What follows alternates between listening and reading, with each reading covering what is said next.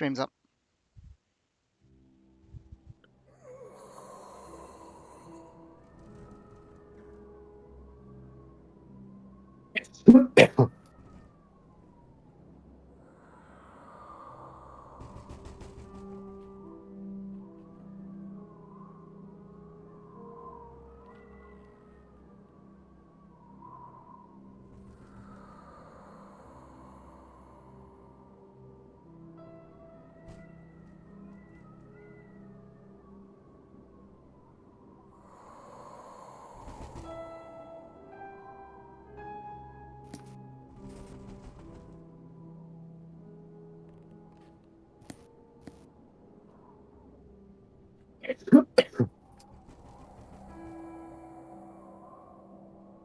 Alright, I got a bunch of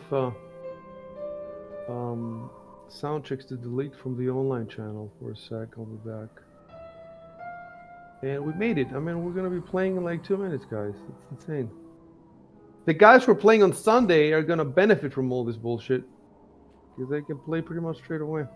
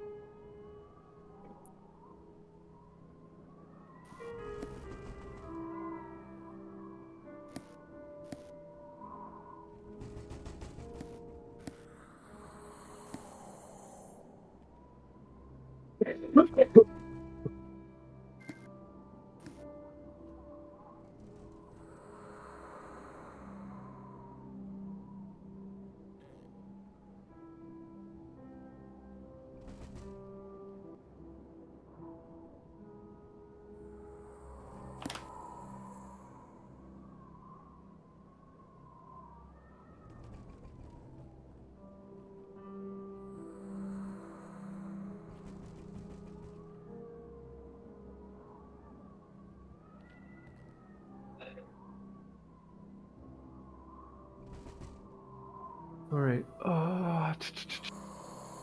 Delete this too.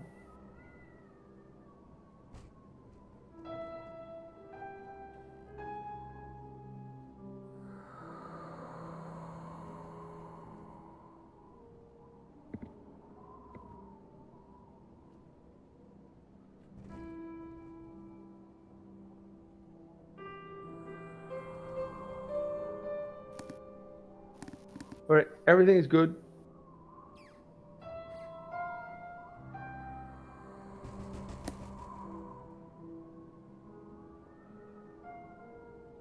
So, let's see what we were. Everybody should have the map. Yeah, I see. Everybody has the map. Signal is looking at some stuff. Oh, he's looking at his notes. Yes, your notes are. That's a mistake that I made too for a while. Signal. Your notes are in another program. You should put them in fantasy grounds. The only thing is, I can't really access that until we start playing, can I? We've started playing. Yes, yeah, of Yeah, course. I know. I You can can copy it in access. now. I'm just saying, like earlier. Yes, now, yeah.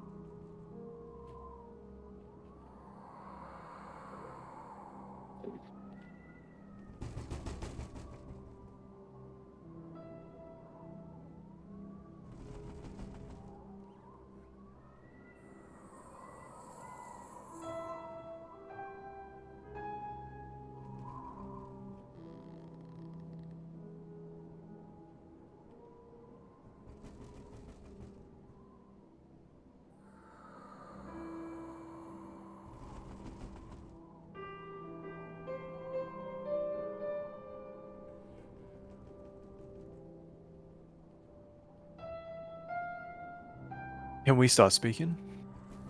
Yeah. I was actually talking to La Costa now. In need to get. Let me tell him. Need to get back. Yeah, I need to get back to Crimson Throne now. He says, "Dude, you're making my dreams come true." Because I told him that I'm making an arena mode where you'll be able to fight in the arena versus in Tailspire. Um, so yeah, I wasn't supposed to. I've been working on this for ages now. All right, another thing in Discord now, only Saf is showing streaming. How can we get Kirog and Dinopoke to show that they're streaming too? It does Oh. that. That's because only Saf is using the channel and we're using our own. That's always the case. No, Oh why no, Signal I'm my is. using signal my is. You see? So a Dinopoke and Kirog should be able to if you go into streamer mode. Streamer mode. Um, Oh you know yeah, there was. it's not on. Yeah. Try that. Try that. Yes. So Dinopoke fixed it.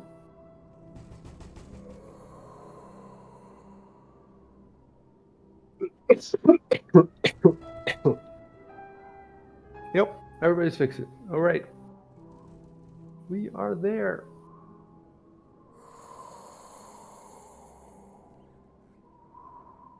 All right. Kirog and Y Signal. Yeah. Go back to the game. Yep. I can see everything you're doing. I was So just cool. checking. I forgot it wasn't working for my signal. Remember, guys, remember I can see when you're typing something. How amazing is that? When you're typing something, I can see before you hit enter what the fuck it is you're typing. So, does everybody remember what's happening? While Signal has been studying the ledger, he's going to have to spend some hours on that. In the meantime, Kiro put the treasures, laid them down on the floor, and while Signal came over to look at them, and then he started giving you some lore dumps. Let me look. So you should have in a tab on your browser um, the last chat log, and the last line that was spoken was yes. Nicholas said these look like they were accumulated over a long time from many disparate places.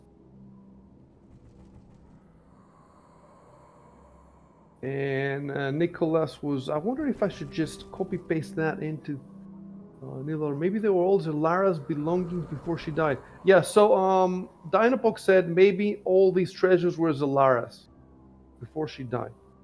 Should I copy this stuff in? Let me see. No, I shouldn't copy. I shouldn't copy because it won't be. You guys just have to. Do you all have? Let me see. You all have. Yep, I see you I've got all. the chat log open in on another monitor. In another monitor. Okay, and Yep. Dino, how about you? Same as well. You have two monitors. Yeah. Nice. One's an ultra wide. That's cool. That's cool.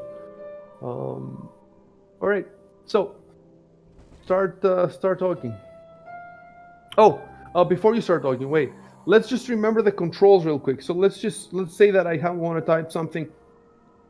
Um.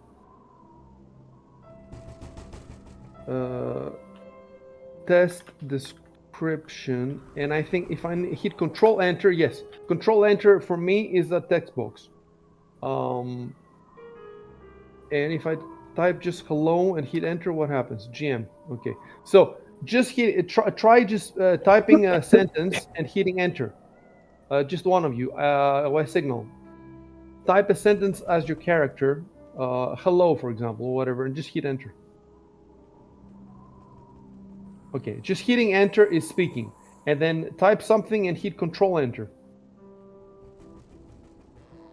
Okay. Control enter is action for you guys. So when you want to say I open the door or something like that, you hit control enter.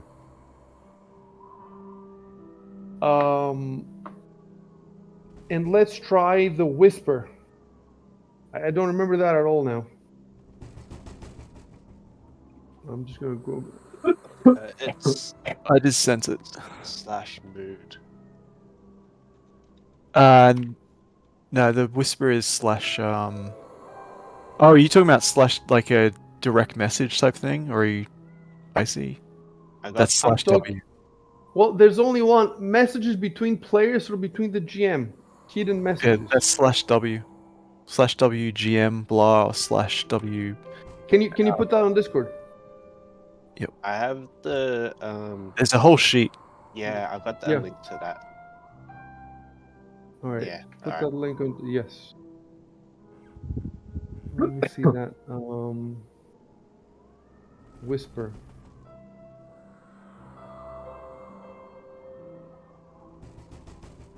Looks like you can use the first name. It says GM can't see it either, but I have an option turned on that I can see everything. I don't think. Try to chat to another player and say something not to me. Yeah, it looks like you have to use the full name. It won't accept just the first name. Yes, so I can see it, even though you send it to Caleb.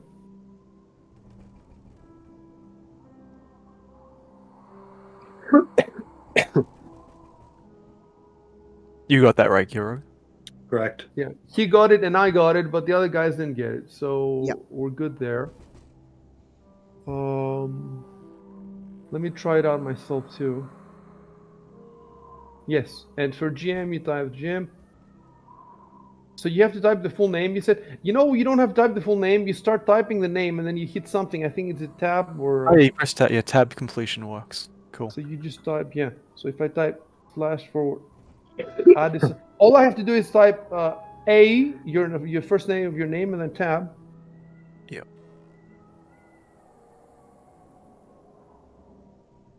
Do you see that? Yep. All right.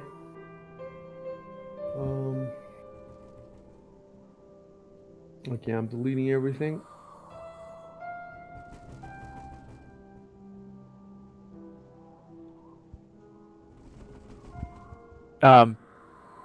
Should I edit this sheet? Because it says seen only by the player you specify. GM can't see it.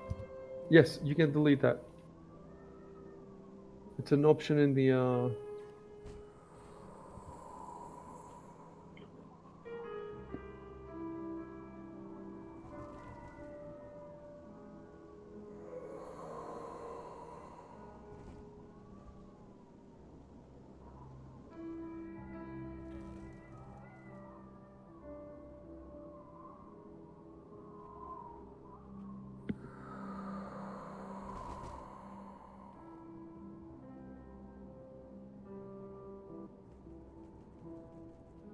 All right, guys, you can start speaking.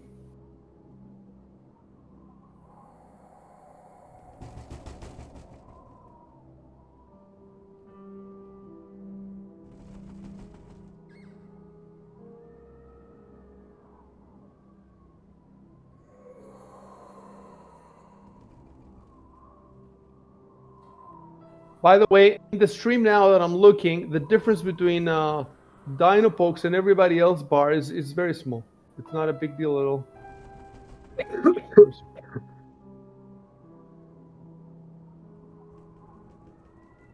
The bigger character portraits are making a huge difference for me. Are the portraits also different size in the chat log now? I think they might be.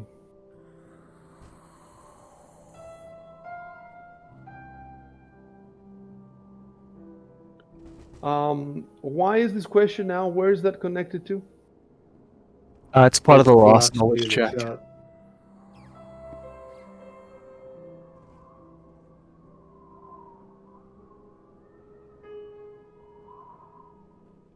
What is it? The last thing that was mentioned? The last. This is from the last knowledge check. Okay, let me I read it think real we'd quick. need to do another knowledge test for Breaching Festival itself. Yeah. Yeah, it was a why local did knowledge check. So it was a knowledge local check on what? On what? Looks like it was about the academy. The academy. Yeah.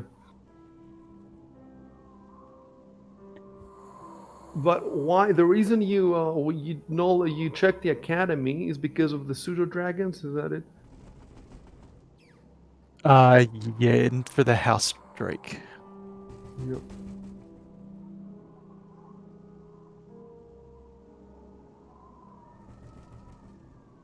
All right. Fair enough. Let's remember now how we make knowledge check. So he goes to his skill tab. It's like we're learning from the beginning. Can we specify when he's rolling the knowledge check? What is the subject matter? No. Wait. No. You never type I roll. The red letters are for actions in character, in Ah. universe. You know, it's Yeah. like I open the door, I attack him or whatever. I roll, you know, has no okay. And make sure you don't roll again unless I tell you to roll. Yeah. Hold on, I'll make delete.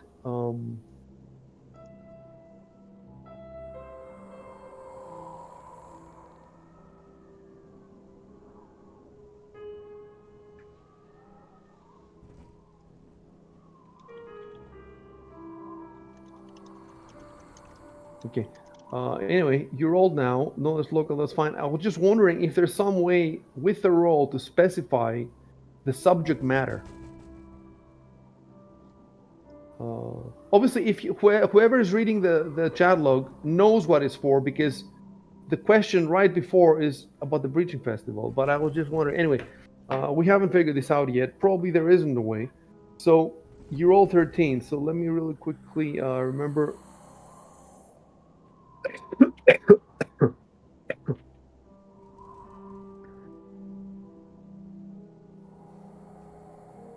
So DC 10 is for easy questions, 15 is for basic, 20 to 30 is for really tough questions.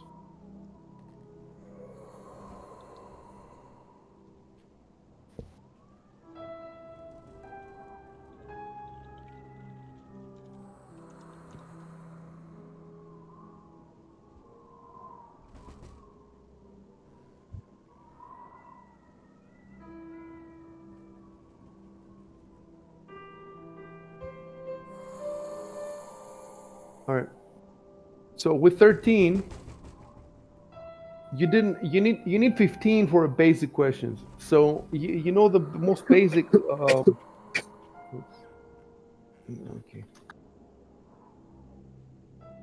I got the hang of it, I think.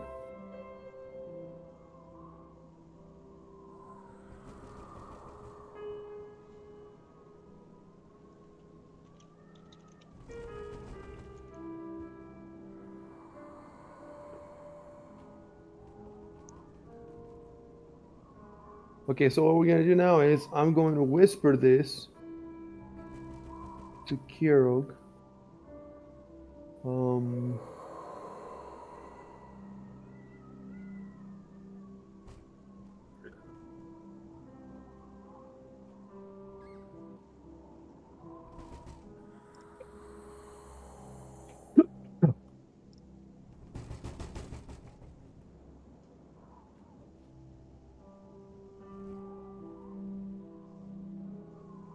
Let's see, is that how it works? So what you need to do now, Kirog, is right-click on the text box and hit copy. Right, hit and hit copy text to clipboard. Yeah. And then hit Control V, and that should I think, yeah, Control V and enter. Yeah, that's the. Did I get the spelling right? Akadamai. By the way, that's a Greek word, and they completely I think Yeah. it's with an E, not an A in English. Academia. Akadamai. I don't know. They changed it. I've never seen this word written the way they. I don't know how they would pronounce it in the game. It's not pronounced academy though. Akadamai or something like that. Anyway, we don't have to pronounce it because it's we just type it in text. So, okay. That's it.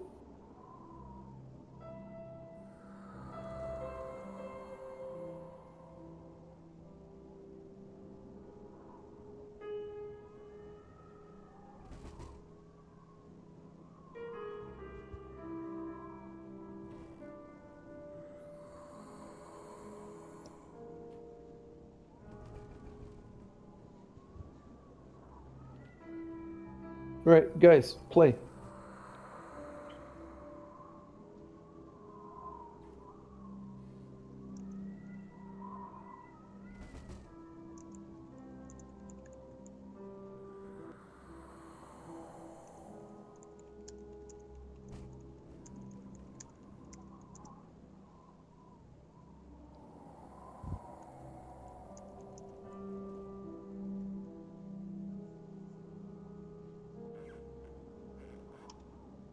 A few more hours probably, but let me actually look this up.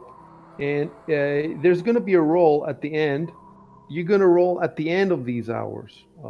Let me tell you exactly how many hours before you answer. Let me see, where had I written this down? Oh yeah, ledgers here. Right.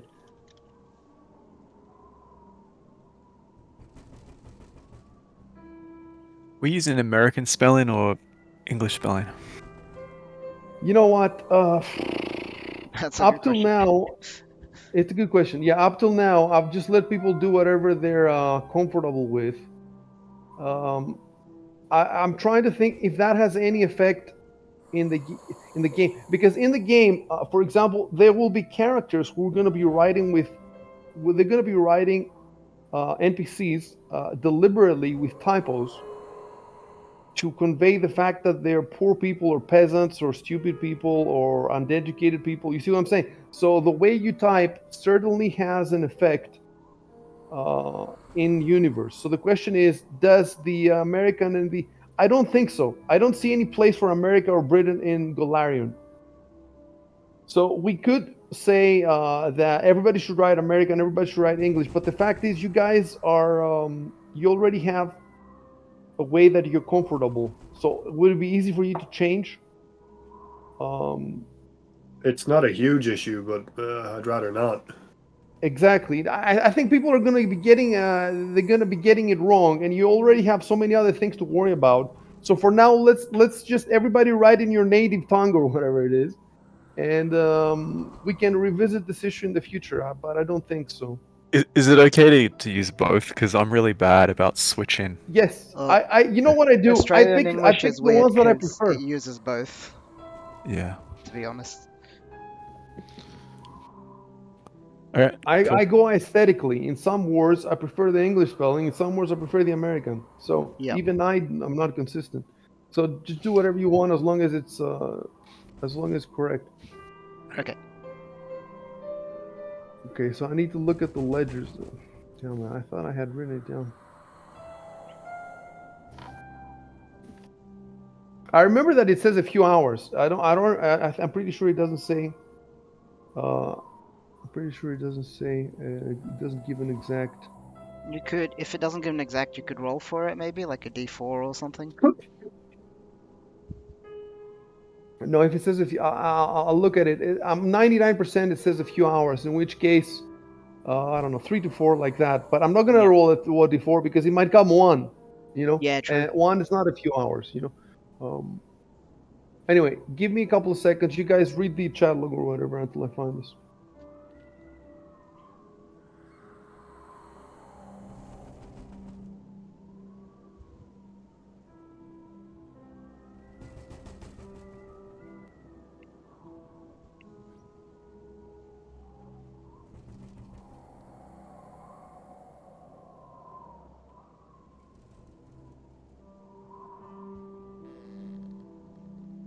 After a few hours of work. All right. Do you speak Varisian? You don't speak Varisian, do you? Let me look up my languages. I think I speak a fair few. Yes, you actually do speak Varisian. So it says a character who speaks Varisian and succeeds at a linguistics check with a DC of, well, I can tell you, I guess, DC 15. Yeah, I have linguistics as well. I have like What is one your linguistics? one rank in it. So I have like +7 on linguistics. Oh, wow. Okay. I wonder if you fail that, if you can retry. Okay, so it's a pretty good. Where do you check your languages? Click the speech bubble in the chat. No, in his character. Yeah, it's somewhere on the sheet as well, but yeah, I see. It's in notes. It's in notes. I see. Right. So, after a few hours of work, so you guys have a few hours means for me it means at least 3-4 hours. So Now, what time is it now? Isn't it around midday, right? I think it should be around midday. I can't remember what You time it you is. started at the pier early in the morning, and then you didn't spend much time there. You started walking over here, however long that took. You had a couple of encounters. You carried over the feverish guy, and then you've been here for a while talking. So it's at the latest it's midday. So a few hours to me means early evening. He'll be done. We don't have to give an exact time. He'll be done early evening.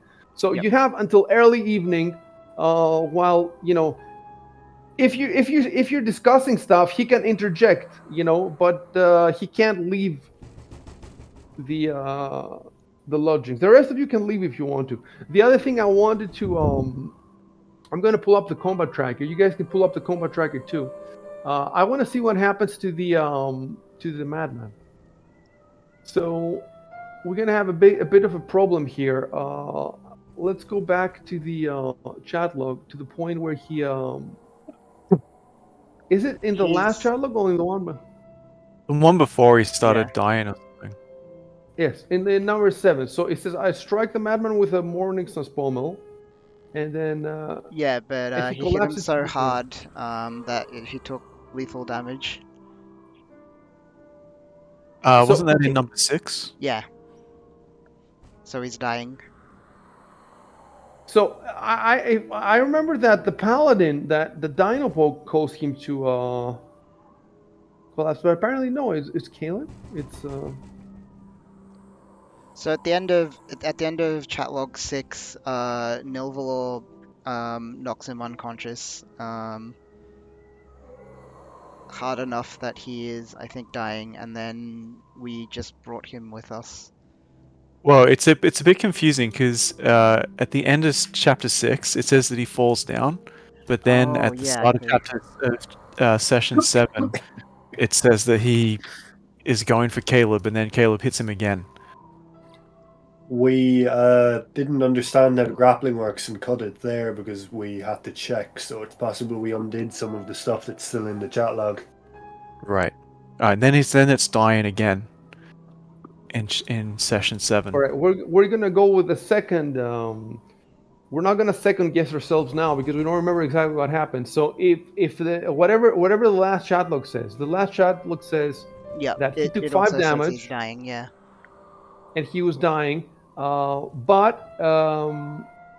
he stabilized automatically. It looks like that's what it looks like to me. He rolled 17 for stabilization. That was a success, and he was stable. Okay. But why is he dying Right? in the combat tracker? Doesn't say he's Not in stable. my combat tracker. In my combat tracker, it says effects stable. Oh. To me, it So says now dying. it says dying to you. It's possible because let me see. It's possible because you guys are not getting all the details that I'm. Yeah, you guys do not get the You only get for the enemies. You get 3 or 4. You get Okay, so we healthy can't or tell. medium. Because you can't tell. Yes, but I mean, I think didn't you check up on him and you could see that he was stable? I think you tried Oh to check yeah, I up on did. him. In chat log 7, I checked him and found out that yeah, there's a line here. He's unconscious, but he'll live. He just needs But some he will rest. live. He Yeah. just needs some rest. All right. So the only thing I need to figure out now in the rules is how long it will be before he comes to his senses, and is he going to come to his senses alone, or does he need help? So I'm going to go there now. Injury and death, stable characters and recovery. Let me just check that real quick. That's page 190.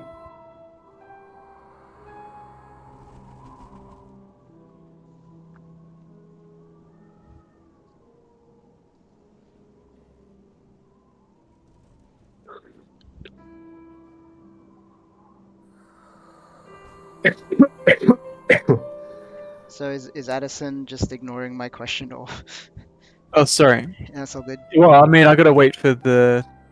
So the answer is a few hours, Yeah, right? I think the answer is just So a few we'd hours. have Oh, to. wait, Okay, wait, great. wait, wait, wait. Yeah, so you can reply. Go ahead and reply a few hours. That's all you can tell him. Yep. Thanks.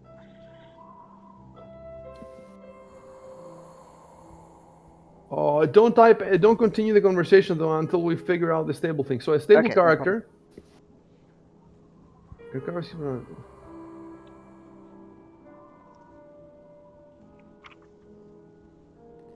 Hmm.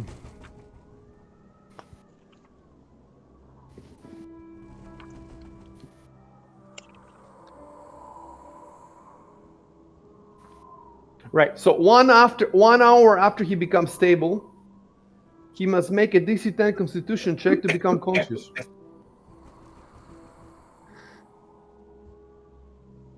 All right. We go back to the chat log. I want to see exactly how he left him and where he left him. Where Dino left him.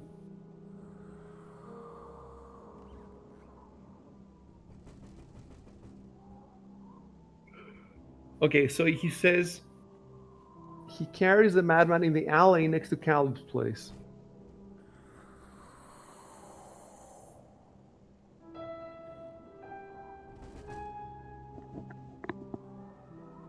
And he's not tied up. He's not tied up.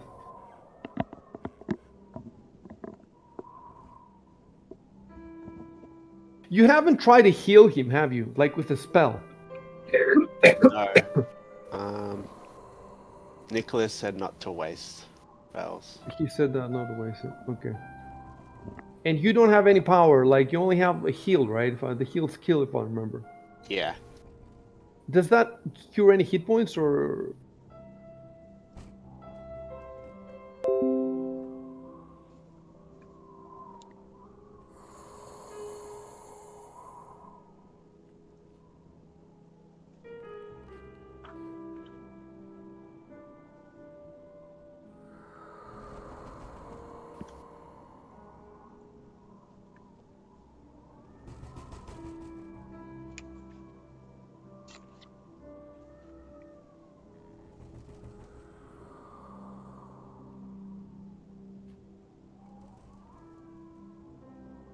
It looks like you can heal someone with the heal skill, but it takes a day or more of like long-term care. Okay. Yeah, it helps. Yeah, it's like a little bed rest sort of thing. All right. Let me check something.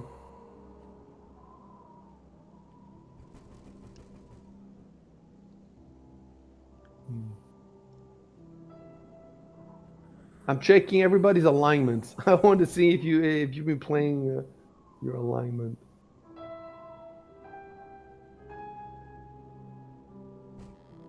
Fuck is the alignment? Is it in the? It's in notes as well. It's in notes. That's crazy. Your alignments are pretty. You're not, because you don't know each other. You're not supposed to know each other's alignment.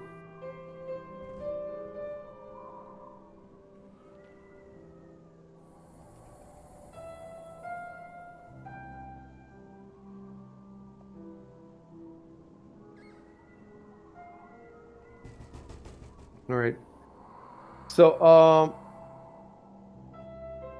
the only alignment that I remember off the top of my head is Dinobox because that's easy to remember. I don't remember the other ones, so I'm gonna go check them quick. If you guys don't know yours, you might want to also check them. Where are they in the book? Is it in? There's got to be a whole chapter, right?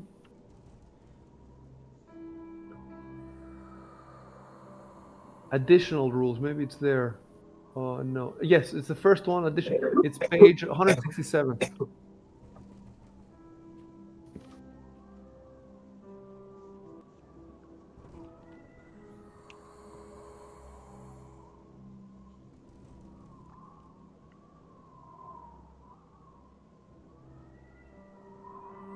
All right.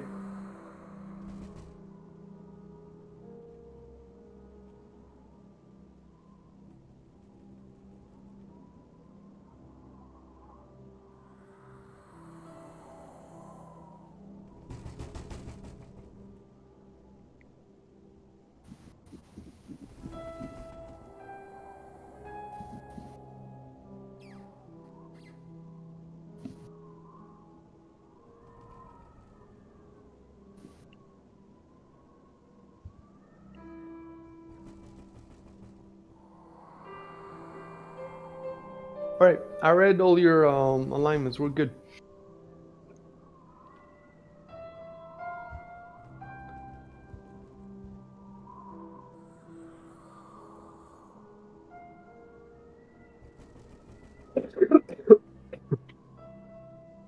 Okay, so I go back to injury and death, stable characters and recovery.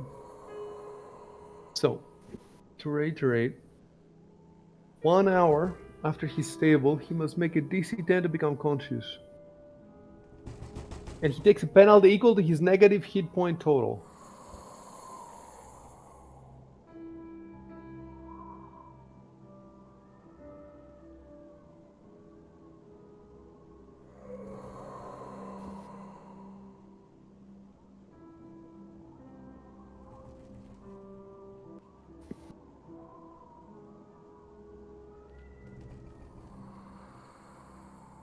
Understand that recovering with help and recovering without help. So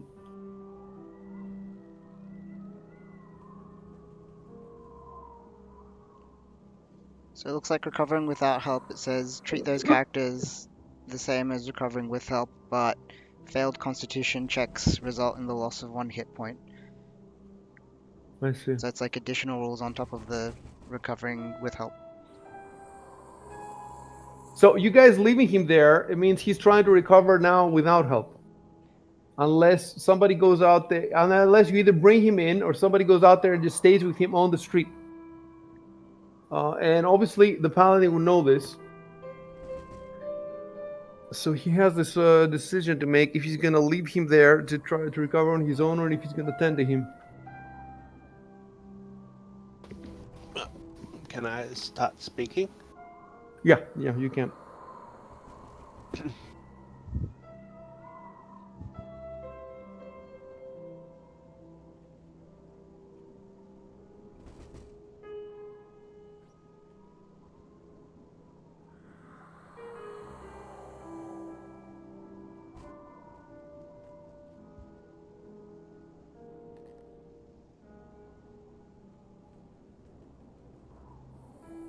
But wait, isn't this non-lethal damage? Okay.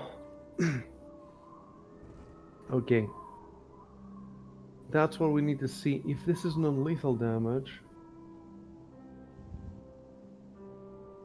it says I strike the madman with the morning star's pommel.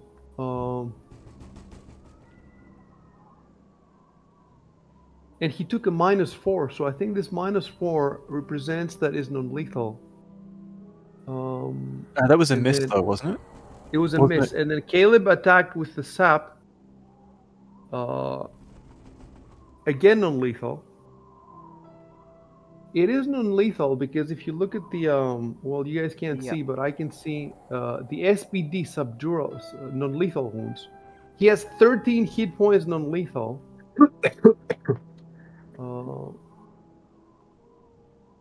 18 wounds. Look, his hit points are his maximum hit points are 13, and he's taking 18 damage. So I think anything over his maximum is lethal. I think that's how it works. We need to figure it out. We used to know it, but now we're gonna have to figure it out again. Or you can just go outside and kill him and take us out of our misery.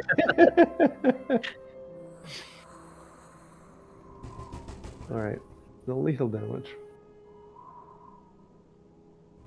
Oh, and it's healed quickly. That's another thing with non-lethal damage. Okay, so when your non-lethal damage exceeds your current hit points, you fall unconscious. And then all further non-lethal damage is treated as lethal damage. Exactly. So from that hit, he went unconscious, and then he took. So if he was on 13, he took. Or if his hit point total is 13, he took 5 lethal damage. And then how much HP was he on when Caleb hit him? I think is the other question. I can see now that he's -5 basically. Right now he's -5, Okay. and so that -5 is lethal. Yeah. So Which is cured first, though? So the non-lethal damage isn't like, it doesn't look like it needs to be healed.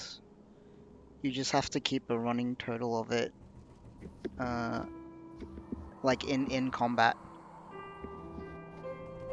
Oh no, it says non-lethal damage is healed quickly with rest. Okay, let me see. Uh,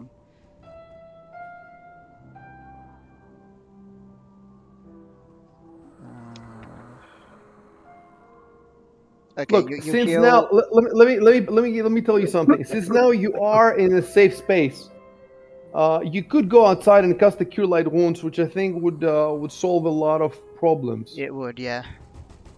Um, on top of being, being the nice thing to do that the paladin wants to do. So it made sense before for you to not waste any spells, but now that you're here, you could waste one spell. And what would happen if would that bring him back to one? I think.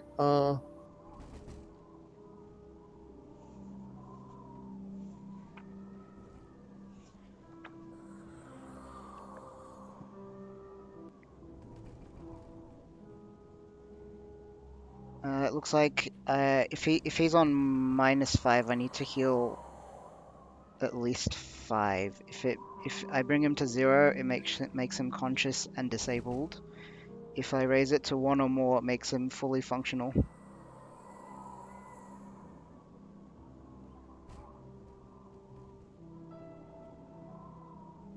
Yeah.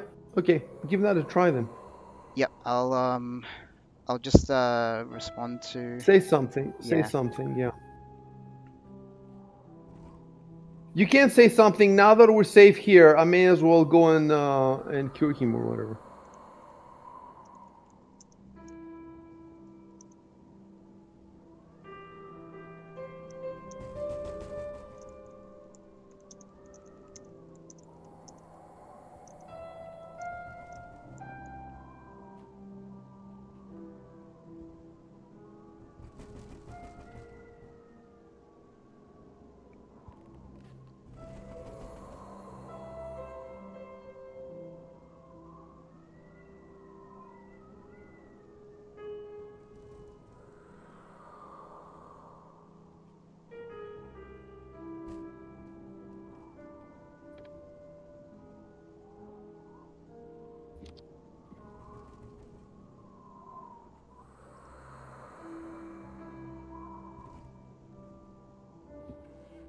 And you're upstairs, by the way, so you need to go down.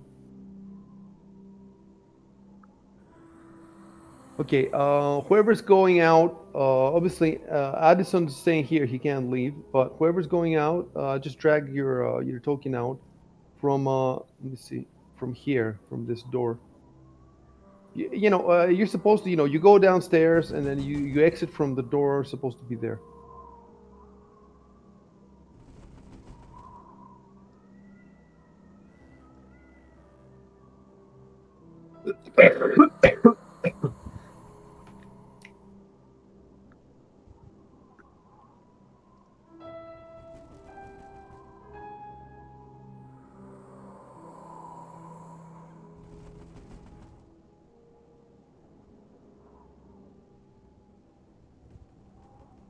Nice.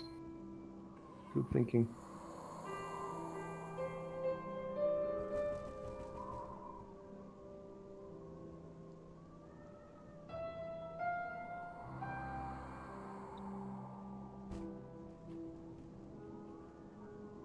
Guys, move your tokens. Are we all going? No, not No, me. whoever is going, move your tokens. What are you waiting for? Where's the door? Can I just move straight out? Can you see I this? think it's to your right.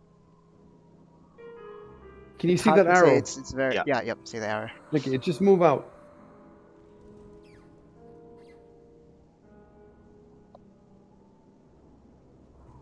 Right. So I guess has anybody tried to move their token? Yeah. I have. Okay. Hold on, I'll move out. Assuming that's where the door is.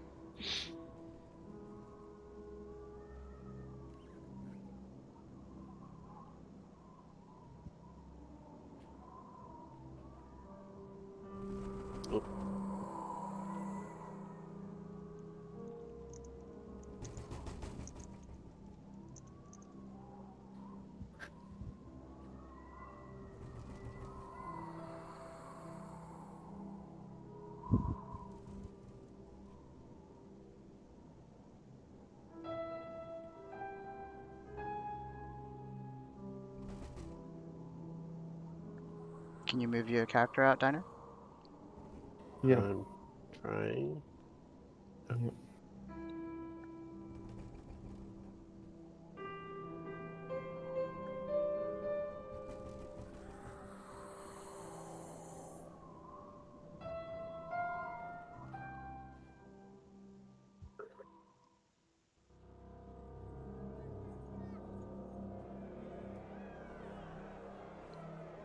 How many squares do you want us to move each?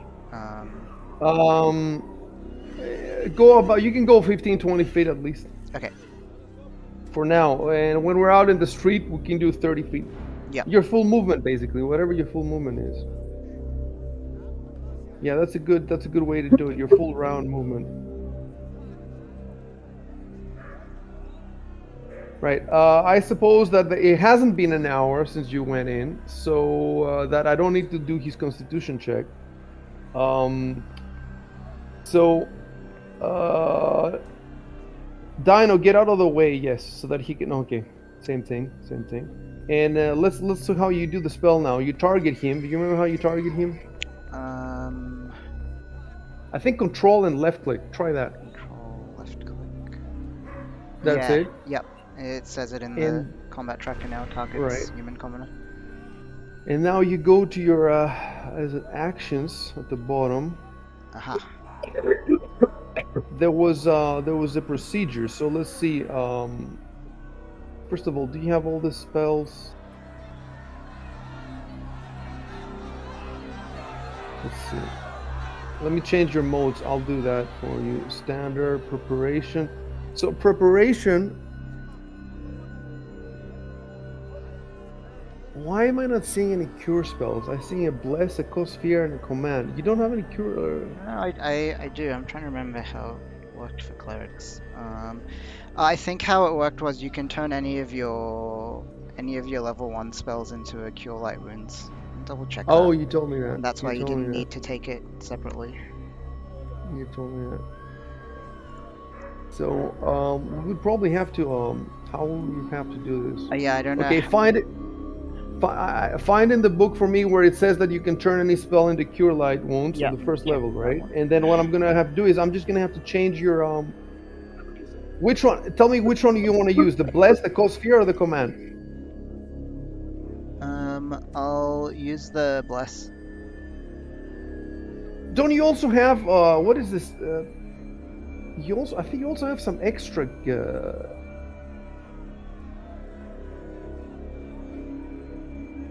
Yeah, I also have it's like an area of effect heal. It's like channel energy. Oh, that. So you prefer the channel energy, or do you prefer the spell? I will tell you where you. If you go to your abilities, it says channel energy 3 out of 6. So you already used 3. Did you use those this morning to heal? Do you remember when you used these? The 3. Why do you have 3 out of 6 and not 6 out of 6? I'm gonna search the last chat log. Yeah, I'm channel gonna energy. check how that heals as well.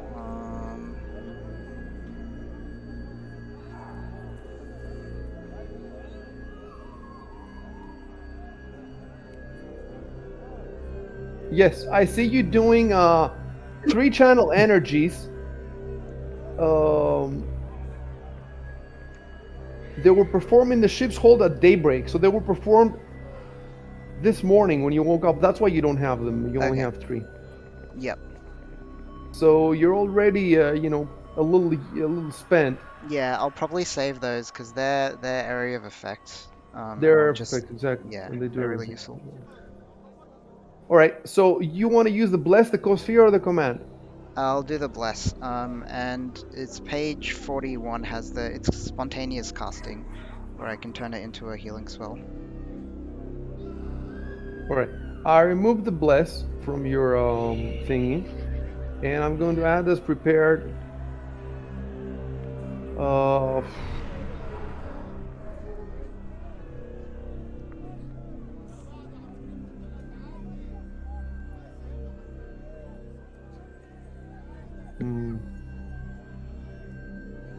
I think I'm gonna have to bring it from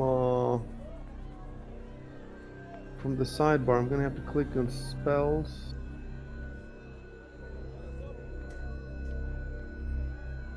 And then Cure Light Wounds.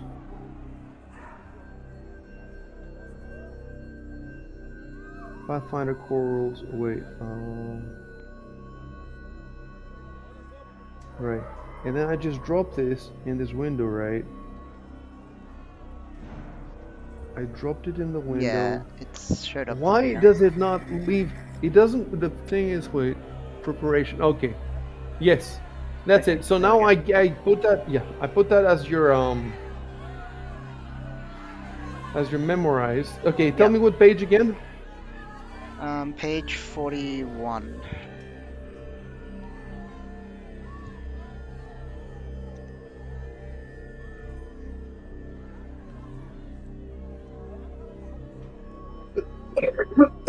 It's a spontaneous casting.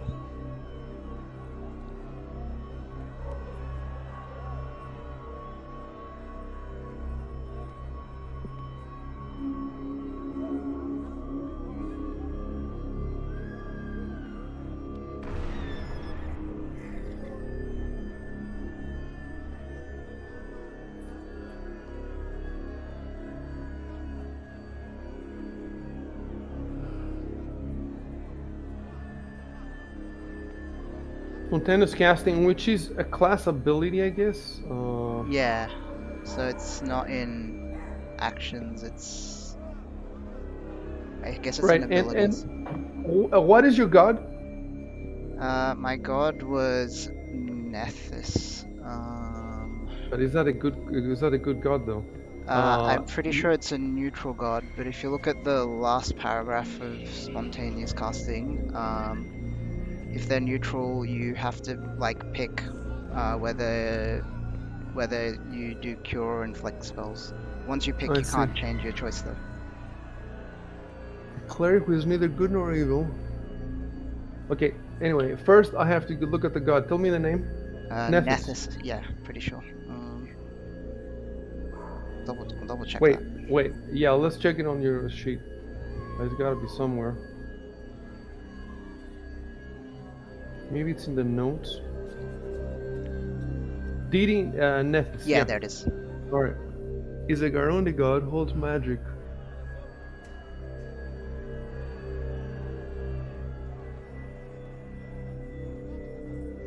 Yes, alignment neutral. Yeah, so as long as it's not evil, I can do that.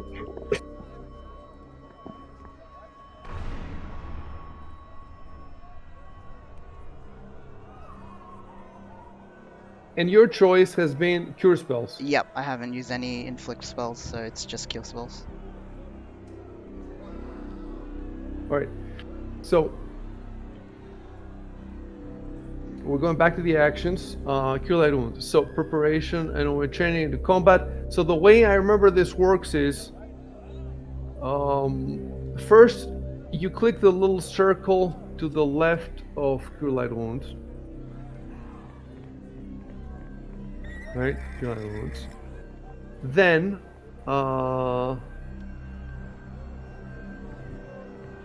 Okay, now that I've done that, it's not in my spell list anymore. yeah, it's not in your spell list. Which is weird because Yeah. how would you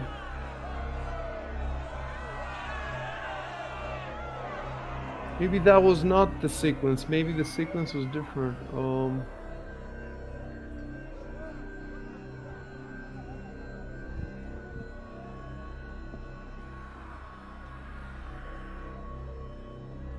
Alright, one thing I can do is maybe I can do it for you. No, maybe you can do. Oh, I see it now. In standard, we're in standard mode. Look at now. There is a Okay. there is a see it again. heal. Let's listen. There is a heal icon. Try to drag this and drop it on top of the character. Okay. Yeah. See if anything happens.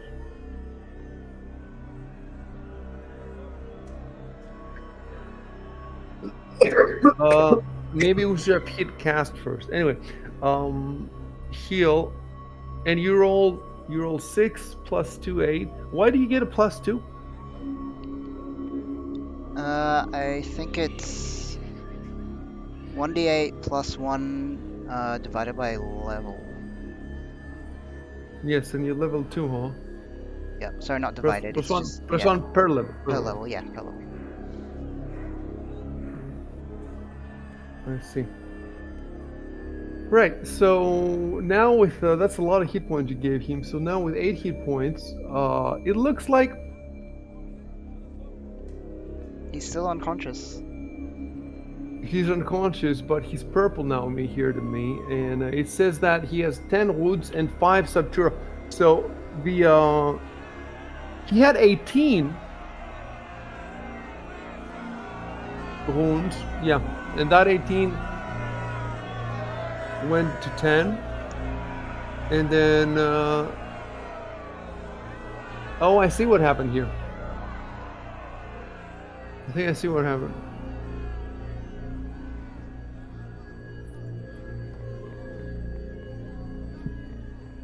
The 8 cured both normal wounds and anyway. Yeah, no, Fantasy I Grounds think did I think Fantasy that's how Grounds it did the works. math for us. Yeah. He definitely he's now plus 3 hit points. So he Okay. has he's plus 3 hit points. So he's fine. He's fine. Let me see if does that mean yeah, that means he becomes conscious immediately. So let me type Yeah, that's something. what I thought. Yeah. Well, if that's the case, why does Fantasy Ground say he's unconscious? Yeah. Yeah, that's a good it says to you he's unconscious, right? Let me see what it says to me.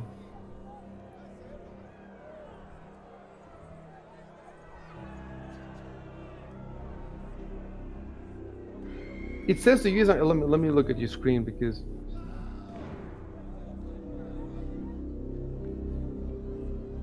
it says unconscious to you. I wonder if maybe it will say he's conscious when his turn comes. So let's try that. I'm just going to. Let me see. Next actor. Next actor. Next actor.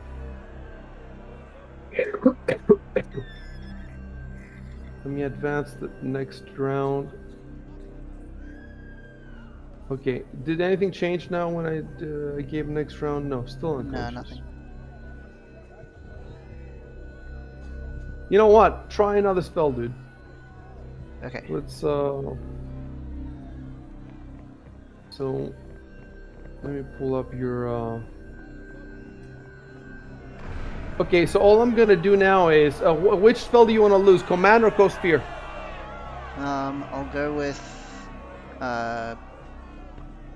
command. Alright.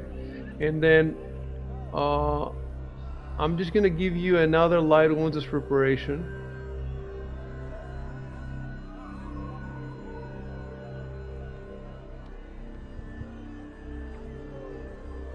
And then I'm gonna change into combat. So click now to the left of the Cure Light Wounds. Let's try to do it now the correct way. Wait, it disappeared again. Okay, so I just need to change it to standard. And now, click on the cast on the little, Okay, so just click it. click on the cast, yes, first. Yes, that's what we wanted. And now you drop the heal on him. Okay.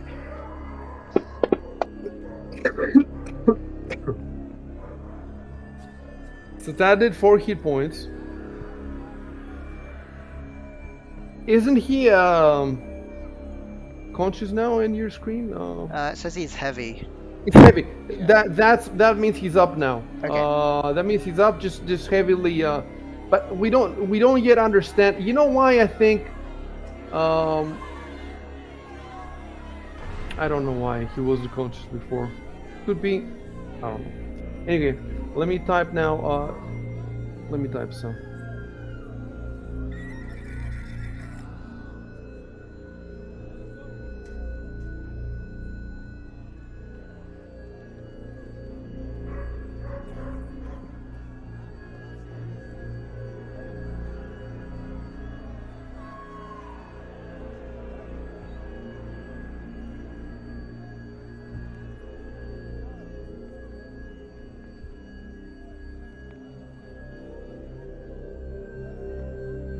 All right.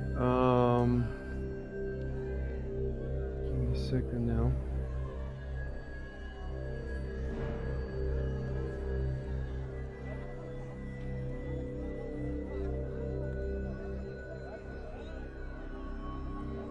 The question is, because he hasn't slept at all, can he move around?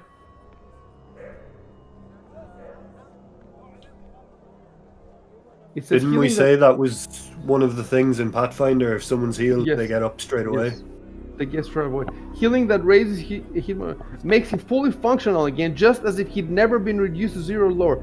If it's 1 or more hit points, and now he has a lot. Well, relatively speaking, he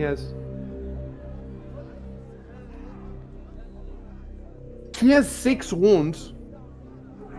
So out of 13 hit points, he has 7. But he also has 1 non-lethal. Does that 1 non-lethal? I don't think it counts non-lethal. Like you just I think it doesn't count unless it is at least unless it goes 13. as many as he's full. Yeah, Yeah, at yeah. least exactly. All right, so he's just heavily hurt. That's all. But he can speak, he can move, or whatever. All right, so now I need to go quickly to his encounter.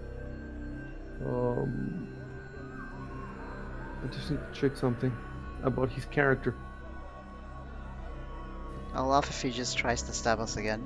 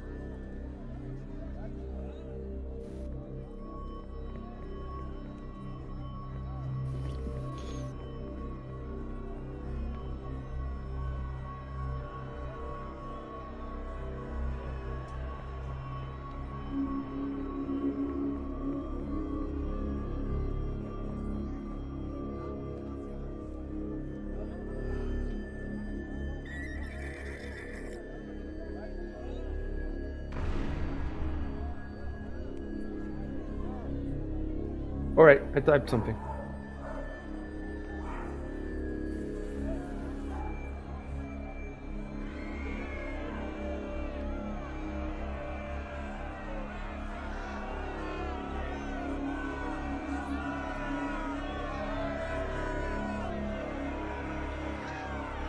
Remove the. I think if you control click on him, you remove the targeting.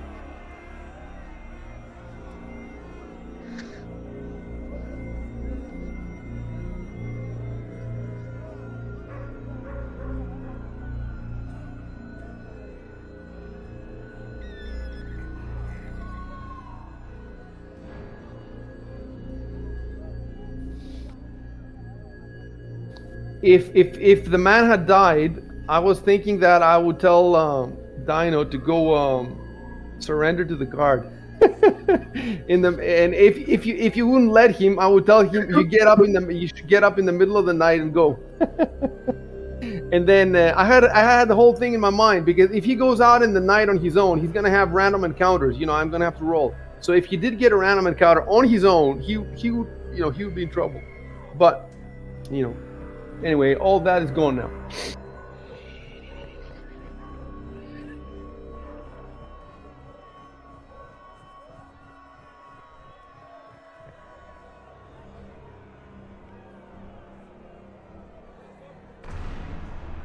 All right, so now what I have to do is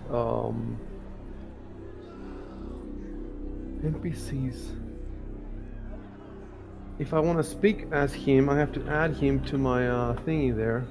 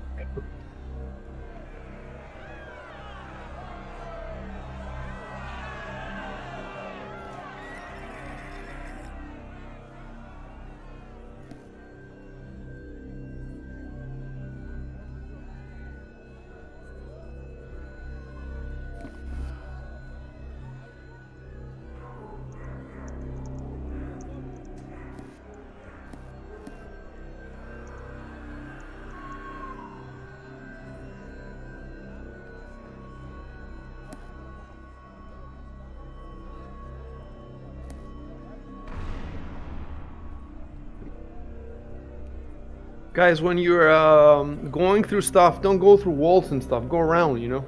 Right. Pay attention to the... That should be an emote, shouldn't it?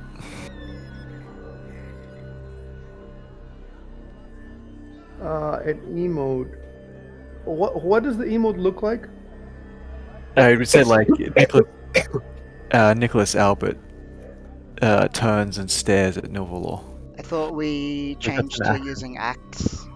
Yes, some we point. changed to use because it's simpler. So you don't have to worry about shift and all that. It's either enter or control and enter if it's an action. Okay, cool. I don't see any advantage of using the emote. It's just it leads to more mistakes and there's no immersive advantage.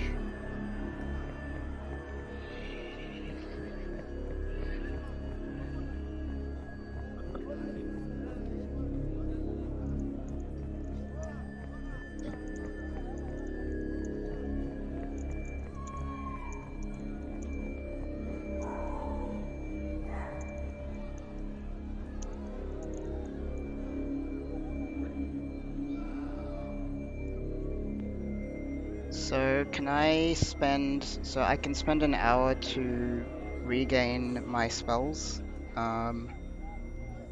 So I'm gonna sit down, like what I just said. Um, Can you regain your spells in the middle of the day? Don't you have to wait for the night or something for a whole day to pass?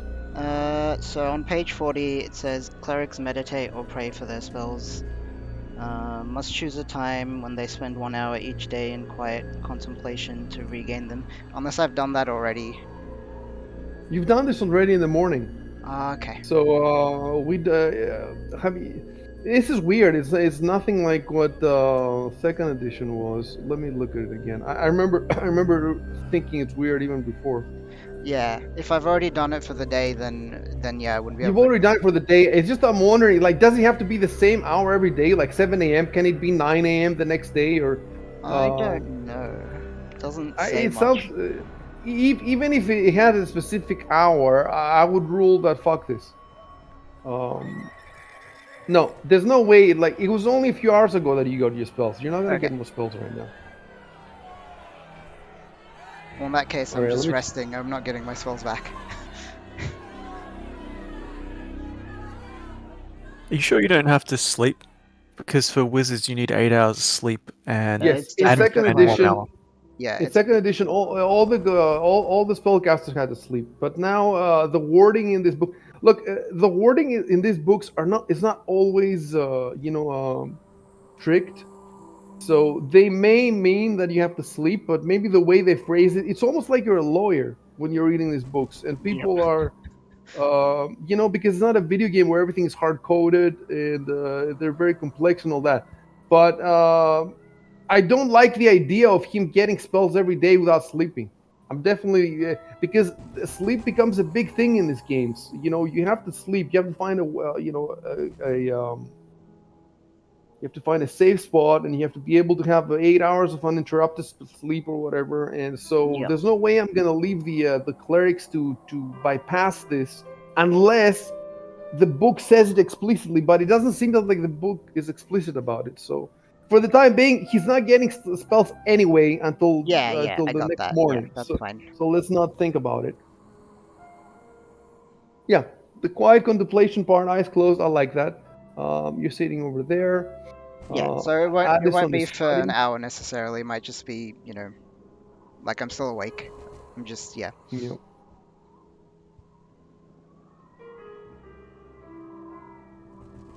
I'm trying to understand something real quick.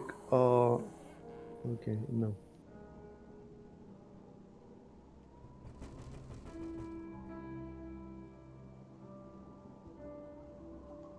Kirog, remember that you had laid on the floor all the treasures.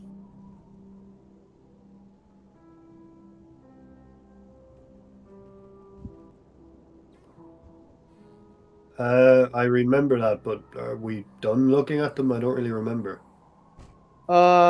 No, you're not done looking at them because you were rolling all those knowledge checks. You were talking about stuff about the lore of the different pieces. Um, if you want some kind of help from me on what to do next, you need to come up with a plan of action. Like first we're going to do this, then that, then that. Find out what do you think is your top priority. The difficult thing about your campaign now is that first of all you have all these goals as a group that you could pursue, and some of you even have individual goals because of your campaign traits. You specifically, Kirog, have finished your campaign trait. So your trait was to get revenge, and you got revenge um, by killing Adrian. Gadrin, and also Saf also finished it because his trade was, it was not exactly to get revenge, but the book told me that if Gedrin dies, he also gets his trade because Gedrin made his life miserable. So the two of you are good. It's the other two guys who are not good because Nilvalor is still missing his brother, and Addison is still framed for a murder. I mean, he was cleared of the murder, but uh, his reputation is still tarnished. So he wants to completely clear his reputation, his name. So the two of them have not gotten what they wanted. So they have those two goals, and especially Nilvarler's goal is urgent because it's his brother. The other guy is just his reputation, but Nilvaler is his brother. So, and I told him before in DM on Discord that his brother was supposed to be among the children, among lambs. So the problem was when you arrived there, the children, it was dark and you started fighting immediately. So he had no time to look at the children and see if his brother was there. And then after Gedrin died, the children scattered in the winds. So now where the fuck is his brother if he was there? And if he wasn't there, then he wants to find the children and ask them about his brother. So that's an entire fucking side quest in the middle of a city in anarchy. You see what I'm saying? And then you have all these other things like with all the stuff that you've gathered, and you have Zalara and you have the Brooch and all that stuff. So it's much harder than all the other campaigns. All the other campaigns, they have more or less set goals, and they know which direction they go, and they're not in a city. They're like in the wilderness or in a small town. So you have all these options. So you really have to sit down and hammer down. Are we gonna do this, that? Even just navigating to whatever target you want is going to be difficult.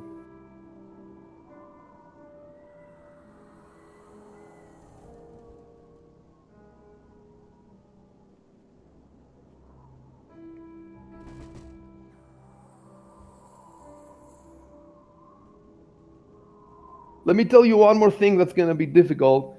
You have all this stuff, but who is holding what? Because if somebody dies, or if you get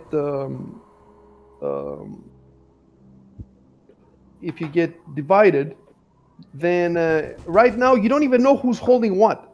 So at some point, let's not do it now, but at some point, I mean, if something seems important to you, just give it to the paladin. Okay, he's the tankiest guy. He has the. You're gonna need to take stock of everything basically, and you need to maybe hide it, maybe. By the way, guys, if you just want time to pass, you can just say, Kiro can lay in his bed and take a nap. The other guy is sitting in the corner. The paladin can also sit in another corner. And you can just say, we wait until Addison finishes the. That's always an option.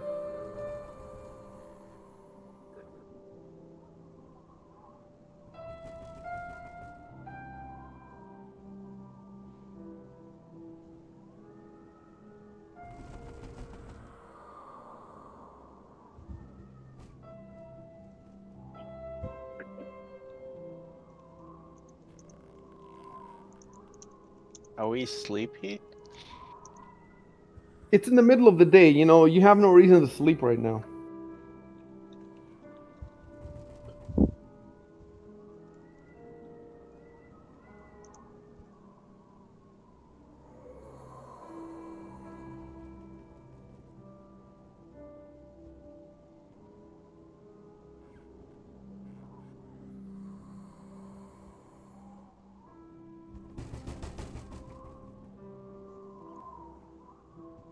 Yeah, Kiro, Zelara is with an E and two L's. Oh, sorry. Yeah. Zelara. Zelara, yeah. Okay. Not that you would know this, not that you would know your exact spelling, but it's weird. We have to use text. By the way, the sound that you can hear is the wind making the shutters rattle.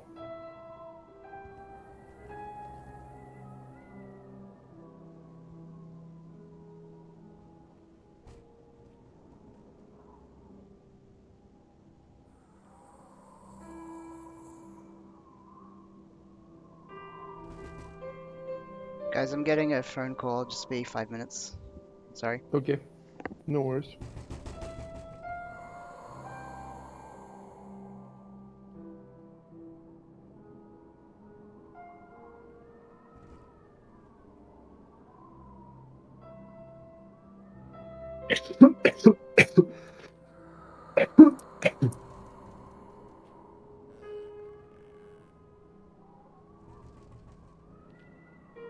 I messed up copying and pasting there and have an L in the wrong place.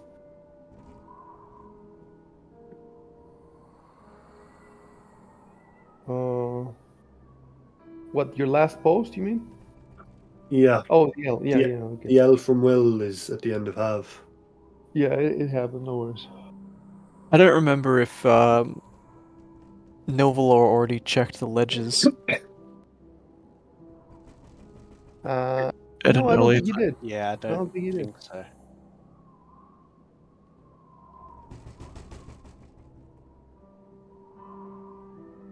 When I did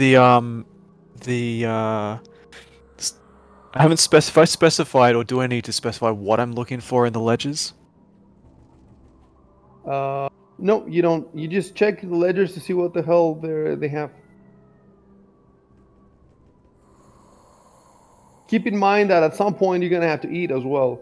Um, I don't know if Caleb is supposed to have any food here, but even if he does have, he's not gonna have for 4 people.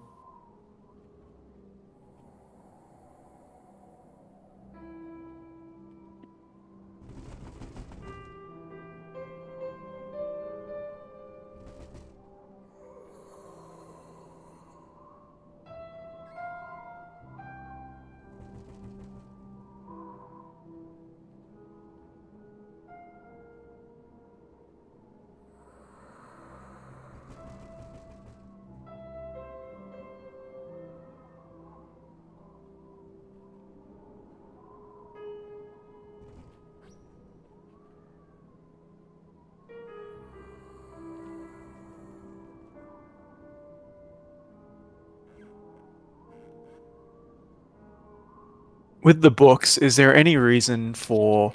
They're ledgers. Okay, yeah. I was using that colloquially. Yeah, fair enough.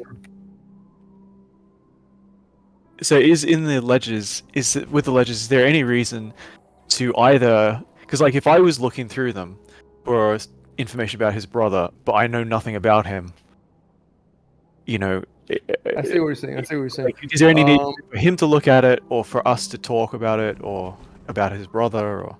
I'll tell you something. In this specific case, this check, the one that you're making, is going to tell you what you need to know if you everything.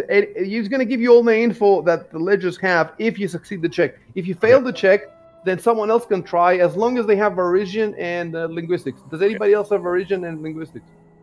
I don't think so. Nilvalor doesn't have Varisian. Caleb, I don't think he has a lot of languages. No, he has just 2.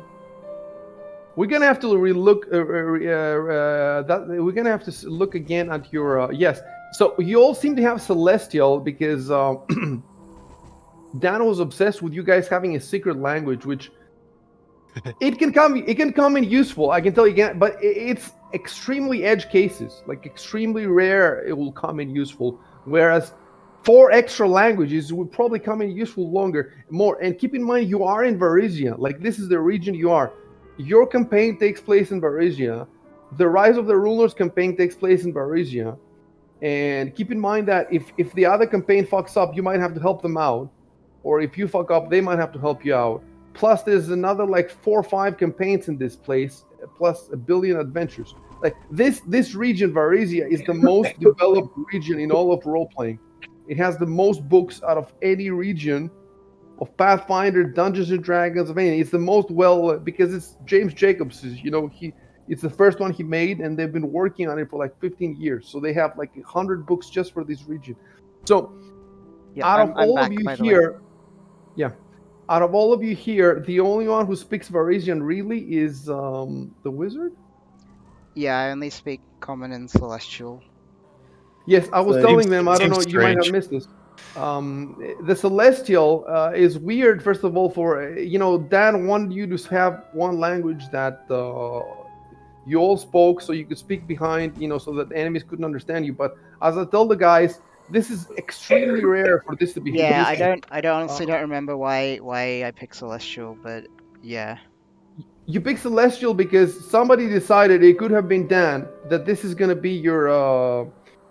So definitely, Right, like, it's a waste of it's a complete waste. The only one who doesn't have celestial is Addison, and I think the reason he doesn't have it is because I told him this and he changed it, if I remember. So I right. think the three celestials that you have. First of all, what the fuck is celestial even? Is it the angels? Let me see. I think it's the So angels from the Yeah, I guess it planes. doesn't make sense that any of us would really know that language, or most of exactly, us. exactly.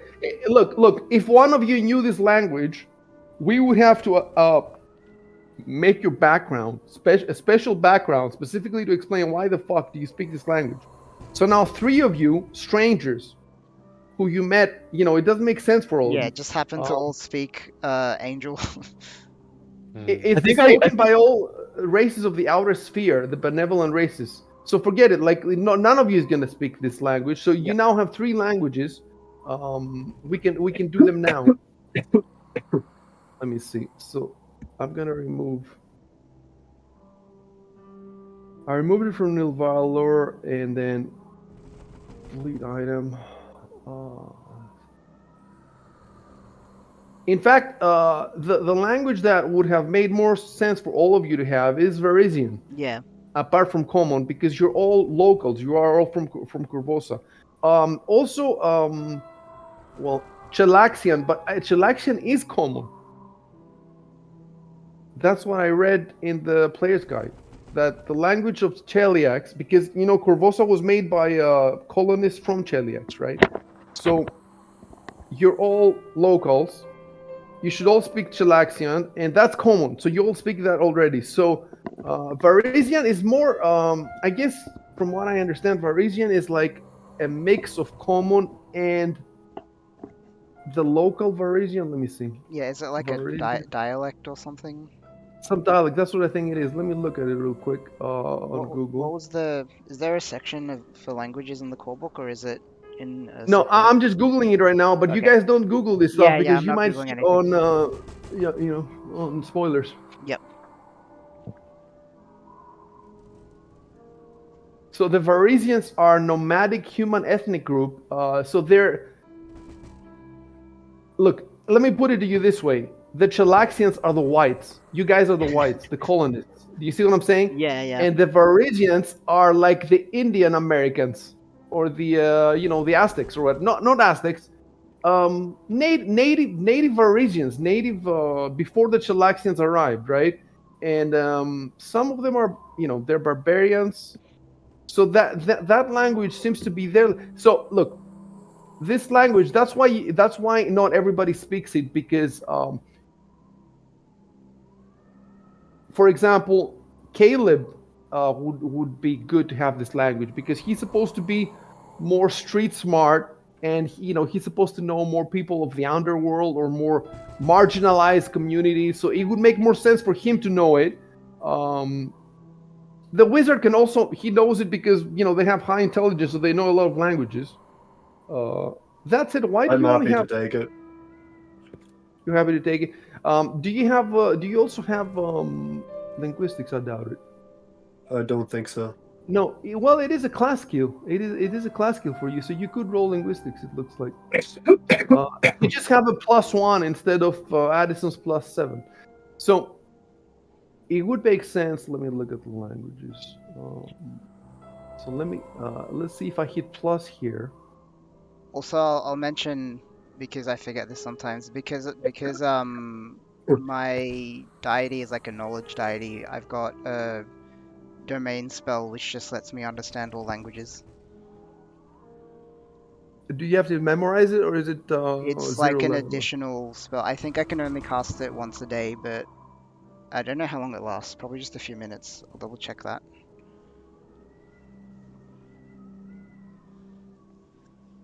But it's like an additional spell on top of the normal cleric spells. For example, why does Nilvalor speak Abyssal? I think my He's a mindset was that like Abyssal and Celestial was like good and bad, like good and evil, and Well, yeah, I I can just definitely see a paladin like if he has a obsession against evil that he would want to know its language or whatever. Let me Google though how it would make sense. Abyssal language, Pathfinder.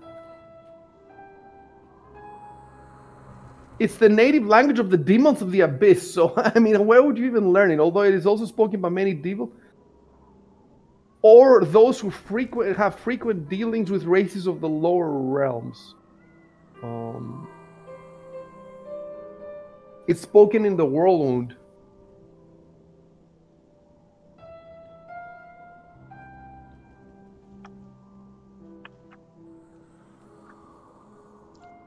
And the core rulebook doesn't describe the languages, does it? It gives Does it it lists even? them, Does but it it doesn't. list them? It lists some of them. Like I don't think it lists all of them, but it Let me lists some see of them. where it lists them. Tell me a page. Um,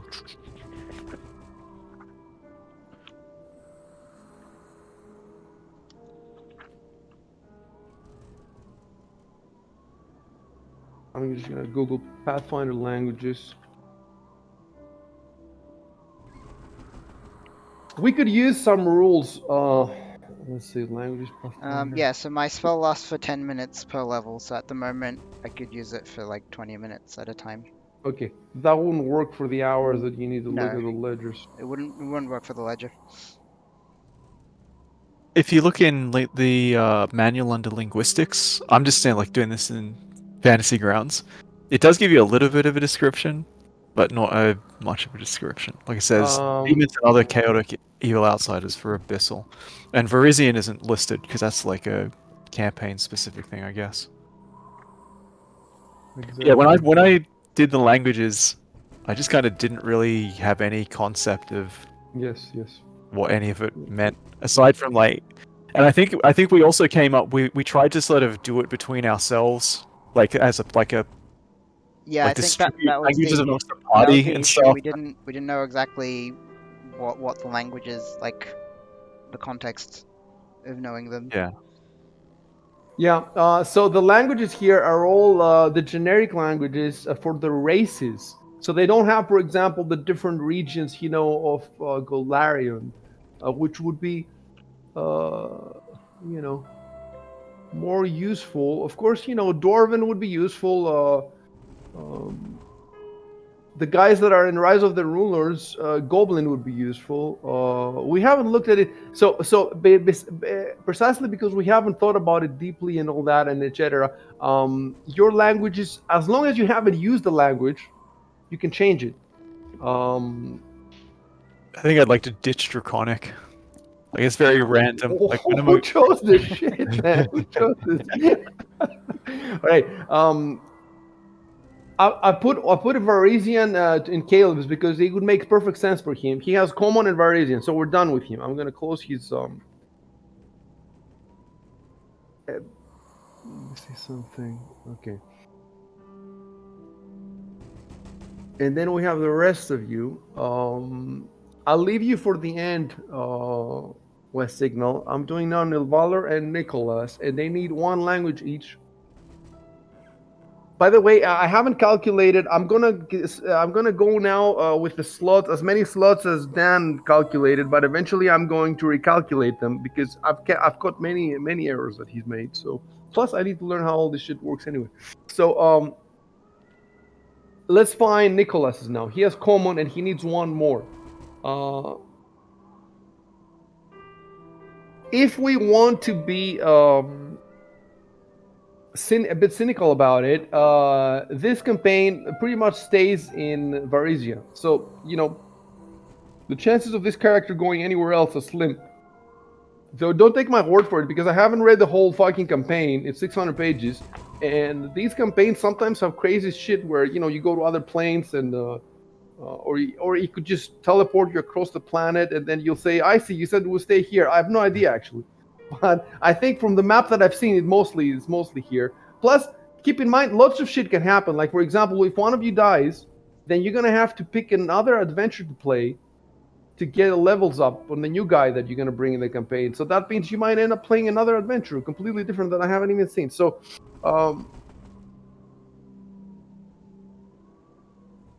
we could look on the map. Let's look on the map. Hold on. Inner sea region. Don't Google this because, for example, if you Google Pathfinder map, there's a map for first edition and there's a map for second edition, and the map in second edition has new shit in it that happens, world shaking shit, and you don't want to see this. So you really need to stick with the maps that I give you.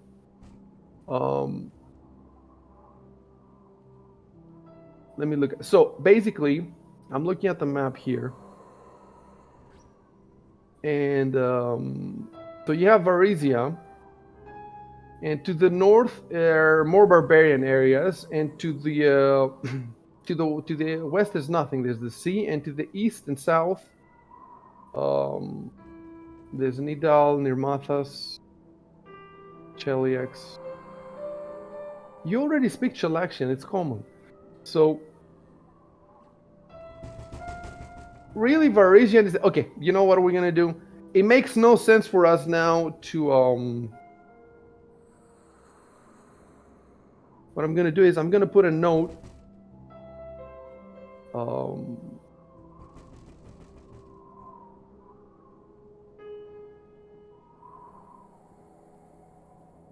Let me see.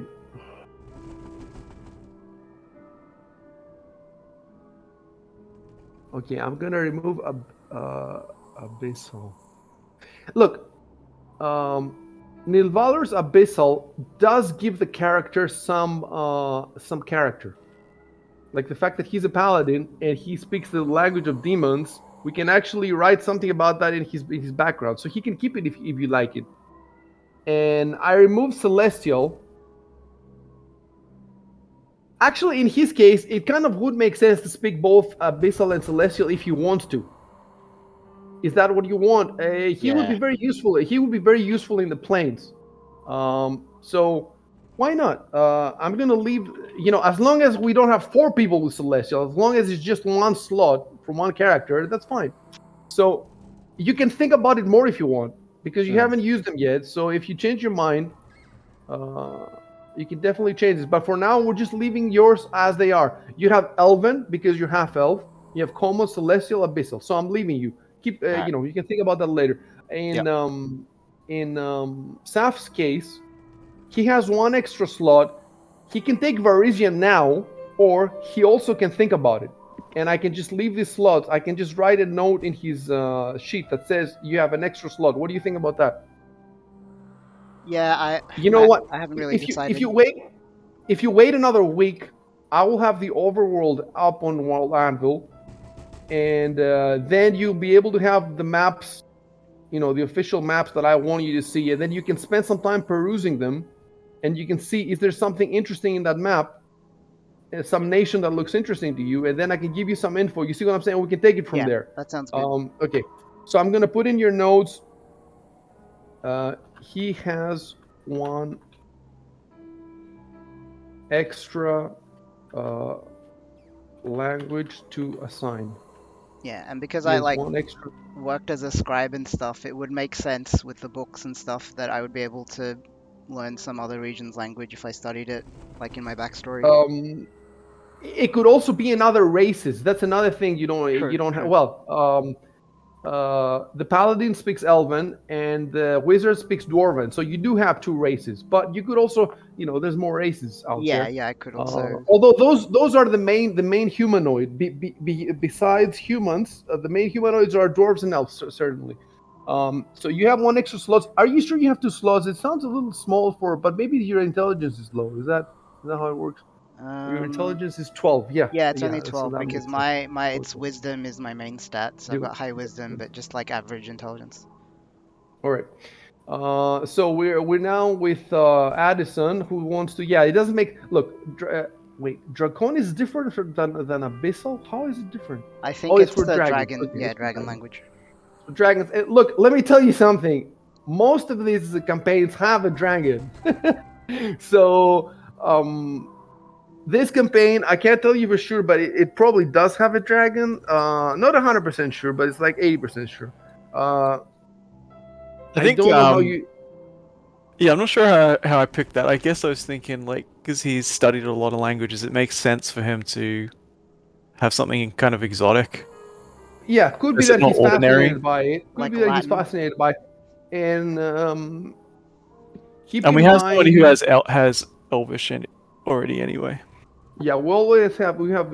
Look, you have Elvish, Dwarvish. You have Celestial. You have Abyssal. So you could have Draconic too.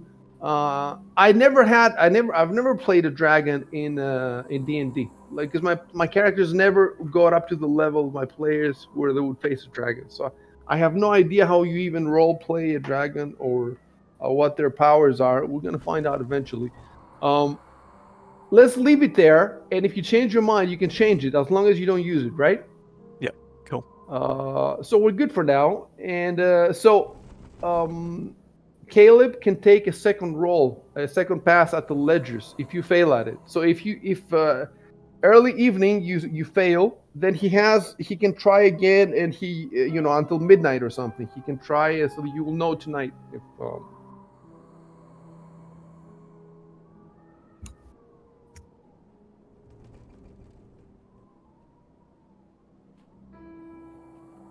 All right.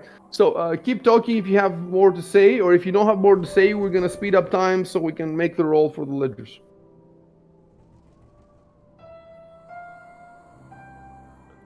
I think we need to speed up time. Like that seems to be where we Yeah. landed. Yeah, I was just gonna wait. How do I find out if I have food in the house or not, I see? What's that? Go again. You said we'd need to eat at some stage. How do we go Yes. about that? Well, if you were Dan, when Dan was making his character, he bought rations of food. So he had, you could see exactly how many rations he had on him. So I don't think you have any food on you, do you? I'm looking at your I inventory. don't think so. It says trail rations. You have 5 trail rations. Let me see what's that. It's food and drink. So 5 of them means you can all eat. I don't know why you have them. Maybe did everybody buy, or is it just you? Let's see. For some reason, you have 5 trail rations. I Let me bought a Google load it. of shit like rope and rations that didn't really Okay. make sense for me to have. It's funny because I put into Google trail rations, and the first thing that came up is D&D. So it's like, so that's what happens if you eat trail rations. It says here, but not, that's D&D. It's not Pathfinder, but so it says that's what happens if you eat trail rations for 3 days, like an adventurer would. It's an entire article. Wait, I'm gonna put it on Discord. Is this an inn that we're? I don't No, think that's been you're in some working class person's lodgings that he rents. It's like Airbnb. Okay, He so the lives guy downstairs. downstairs, the guy downstairs doesn't like sell anything. Well, you could go ask him if he has some food to sell you. Or, okay, it doesn't matter. We don't need to research that. What we do know is he has enough food for you here for all 4 of you for tonight. You can also go out and feed the homeless guy. He can be your pet homeless guy. You can take him everywhere.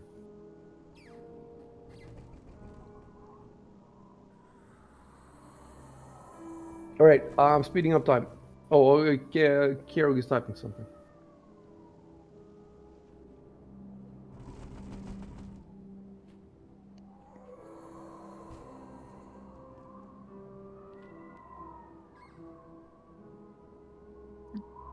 Yeah, you can speed up time. All right. So, let's see what the roll here is like.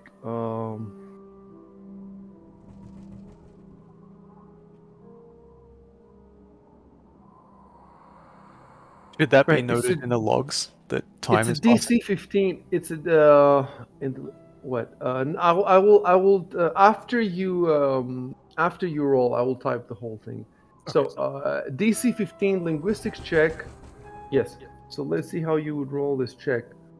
You click on skills, linguistics. I think you just go to linguistics and just double click the little square that has the +7. Just double click, and if you hit 15 or higher, it's good. So click or double click? Double click. Oops. Oh, okay. Just about. That was lucky. It's the it was all the bonus. Did the Yeah, heavy no, lifting big there. bonus. Okay, let me give you exactly what it says because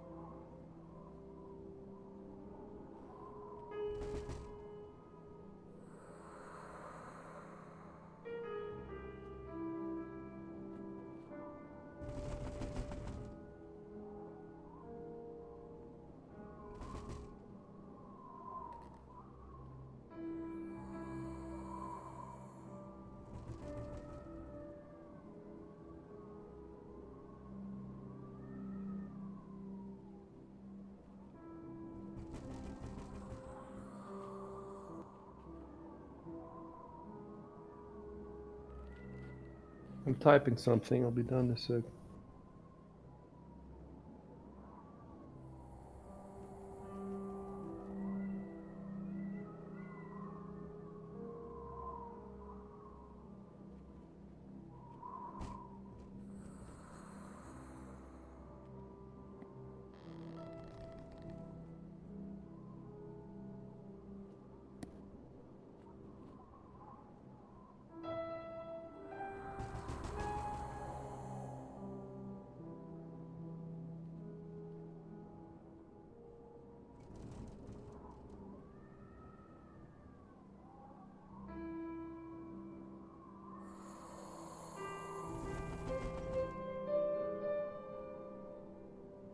I'll let you know when you guys can type. I have some more stuff to type.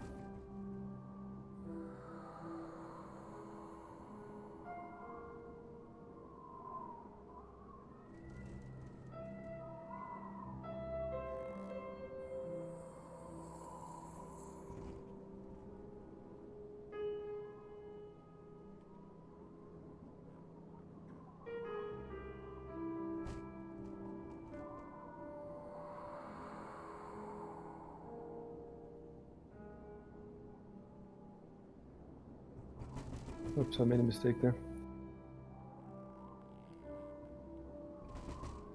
And I have one more thing to type.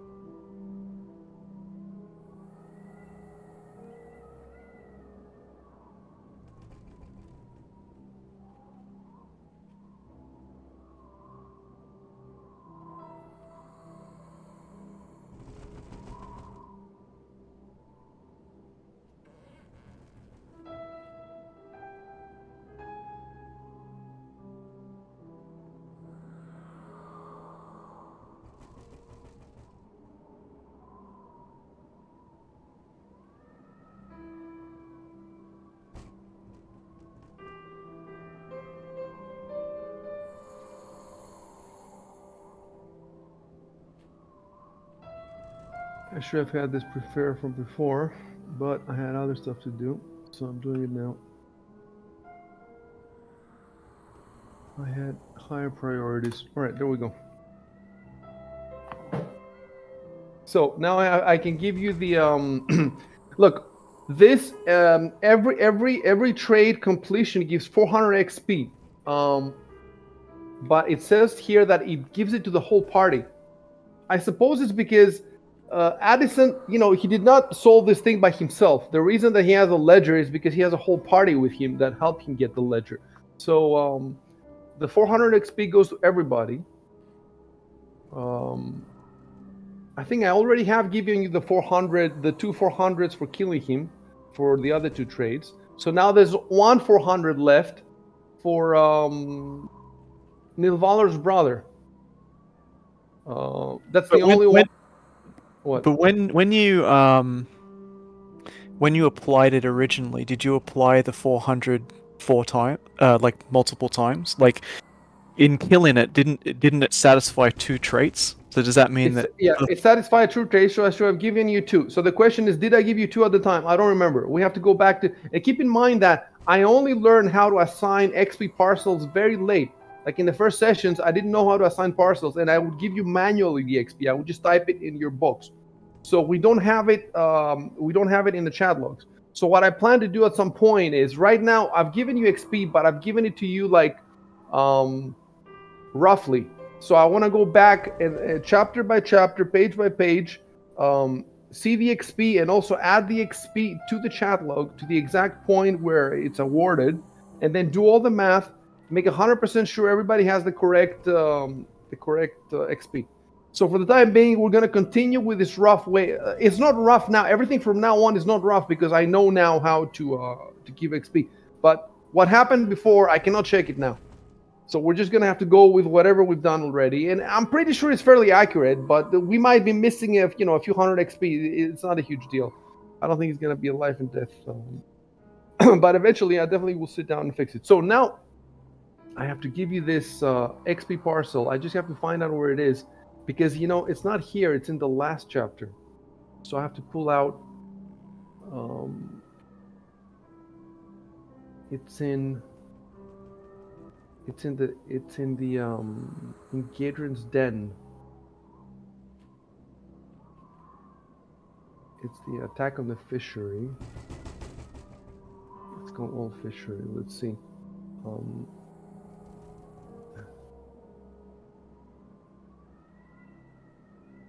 Quests. It's in quests. There's a little thing. So I type there. Let's see. Type fishery. No.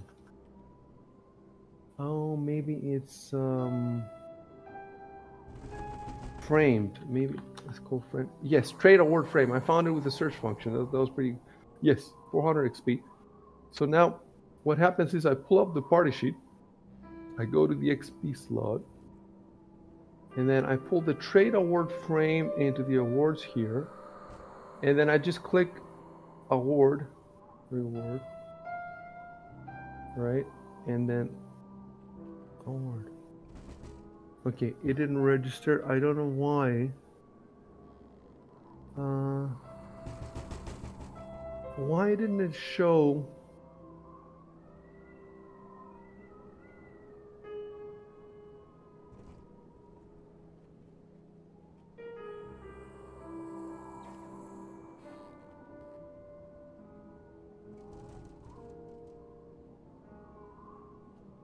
Let me check something. Where would the XP be? There would be. Is it in main? Awesome level. Yes. Oh. XP. Why does it say 403?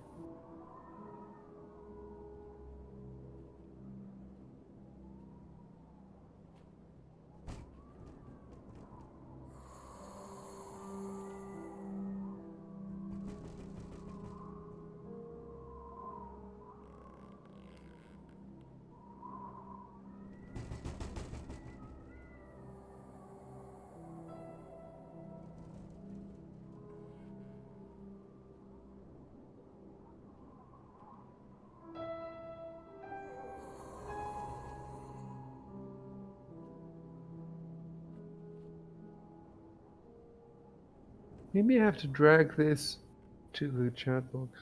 No. Okay.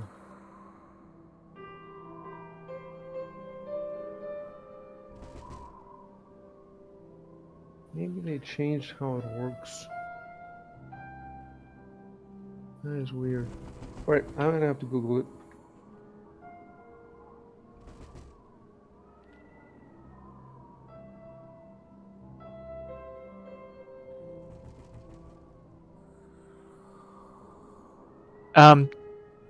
After you guys killed Gadrin, did you properly sort through all the gear and like do any like upgrades and stuff?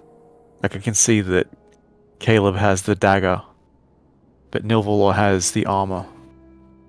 Is that intentional? Or did we No, get they around? had trouble because that stuff was heavy and they were overloaded. So they just gave the stuff to whoever could carry it. Right. You have not sorted through the items. You have not figured out which item who should have which item, and then some items need identification. There's just lots of these items have lore that you have to, they have clues and stuff. It's extremely difficult. It's time consuming. You're gonna have to figure out. Some of the stuff is just loot that you're supposed to sell for money. Some of the other stuff are important items for the campaign. And there's so many of them, and it just hits you with them in first level. Like this is loot that in Dungeons and Dragons Second Edition, you would get a 10th level, and this campaign gives it to first level characters. Just boom, you have so much money now. I think you could almost buy a fucking house. Like all this stuff is so expensive. Um, it's crazy because it opens up so many. Like, what are you gonna do with all this money? Supposing you don't sell the wrong thing. Let's say you figure out how to sell the correct things. You get so much money. What are you gonna do with it? Are you gonna buy cool armor? Are you gonna buy magical weapons? Are you gonna buy horses? And you have all these options. I don't even know what you're supposed to do. That's part of the reasons why this campaign is just so exciting to me. I want to see what you guys are gonna do and what's possible. But first, I need to figure out this fucking. I used to know it. How do you?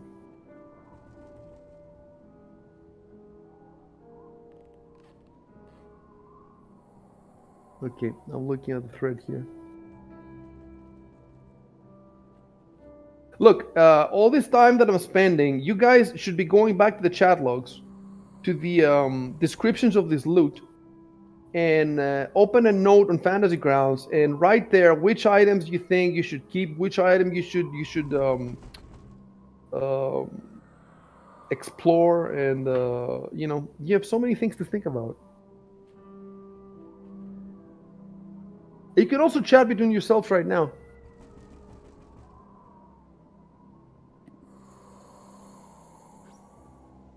I mean, I definitely want to get them appraised. I think our characters have talked about that a couple times. Make sure it's better to talk in chat in character. Yep.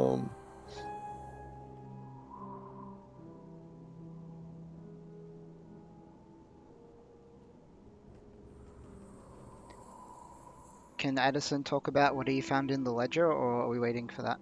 Oh, I figured it out. Guys. Oh, there you go. Okay. What I did was I clicked on the tick box next to it that it's awarded.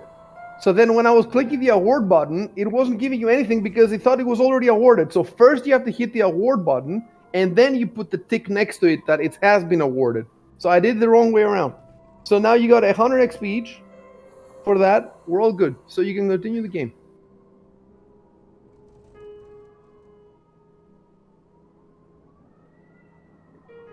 Let me tell you something, Signal. You found the proof, but to clear your name, you have to take the proof to the authorities. Right. Keep that in mind. Also, Can I Yeah. can I take the relevant page or pages as an item, or do we have to keep the ledgers together, or just keep the ledgers as a whole? Or... well, the way I see it is that it will be more convincing if you have the entire ledger instead of a couple of pages. Right. That makes sense. Because the other crimes will corroborate the fact that this is actually the authentic Gadrin Lamb ledger instead of you pulling out a couple of pages out. Right, that makes sense.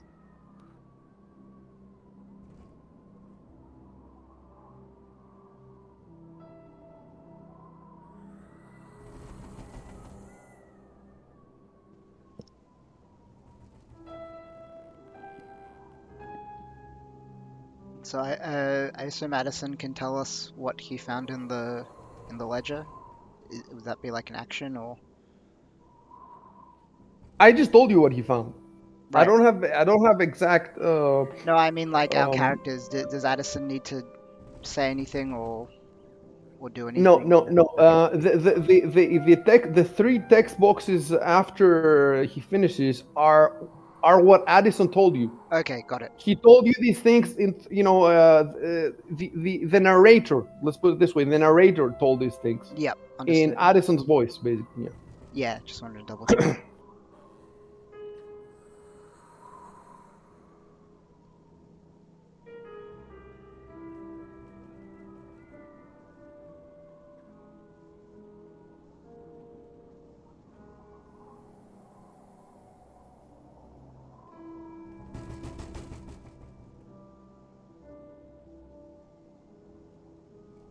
Oh, so I should not delete the trade. Oh, okay. I'm gonna put another one.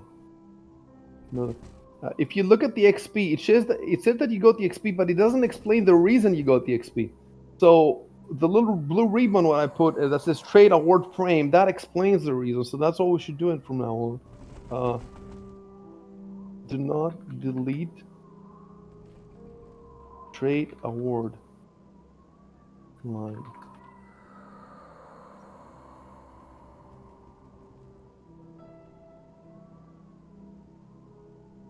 Okay.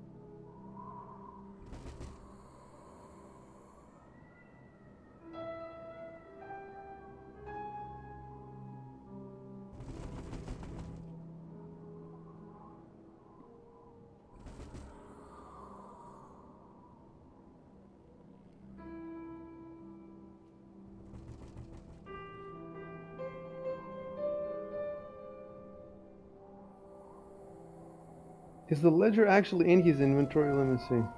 No, it's in somebody else's inventory.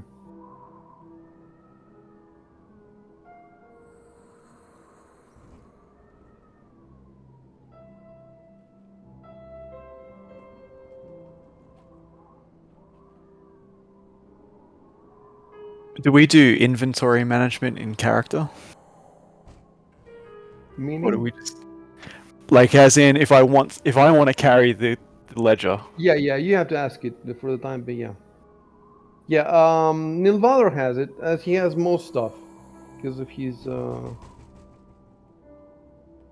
he has Gadrin's ledger. But at the end of the day, if something is important, he might be. It's best if he carries it because he has more hit points and all that. Oh, he's carrying the Madman. He's still carrying the Madman in his inventory, so I'm gonna delete that.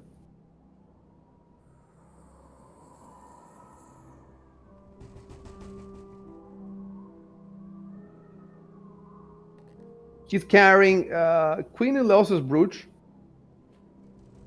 He's carrying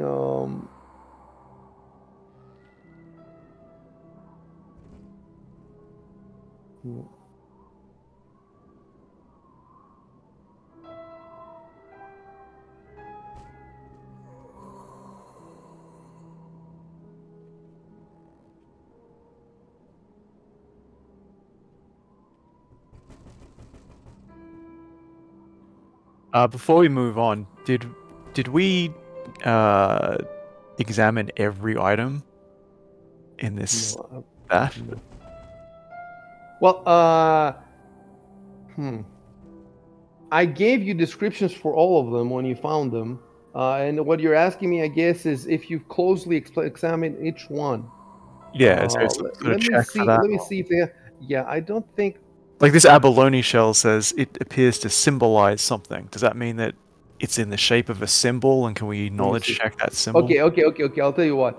I'm looking at them now, and most of them, if not all, seem to have an extra description, like something more than what I gave you.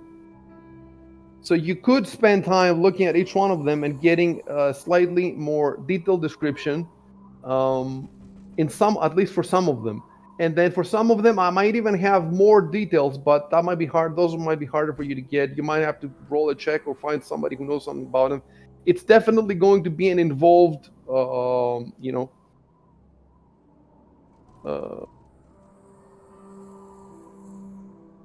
we could even do this like midweek on Discord. I could start another channel, and because this sort of thing would be a bit boring to do now. Like instead of doing exciting stuff, you just sit here for the next 2 hours and you go slowly through every item and you roll. It wouldn't be the most, unless you have something in mind that's important. Unless one of your items stands out and you wanna, then we can do that item. But you got like, I don't know, 30 items or something. Do you really want to go through them one by one right now? Right. It actually would make sense. It would make sense, but we've been digging around with all this bullshit to start the game. So it would be nice to get some action. um, so yeah, I don't think it's a good idea to go through every single item right now. But if something stands out to you as important, then let's do it.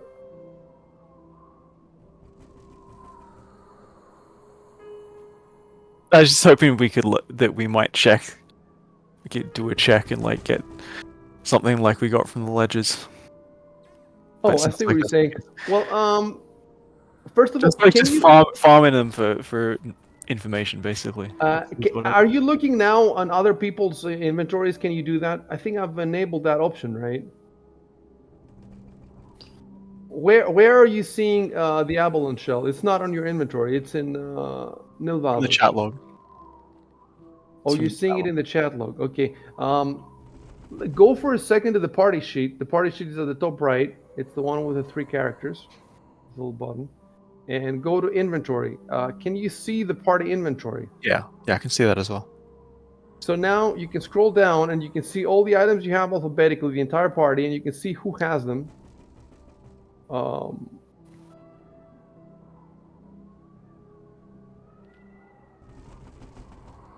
right. I would. Let me type something first of all. And then we'll continue this.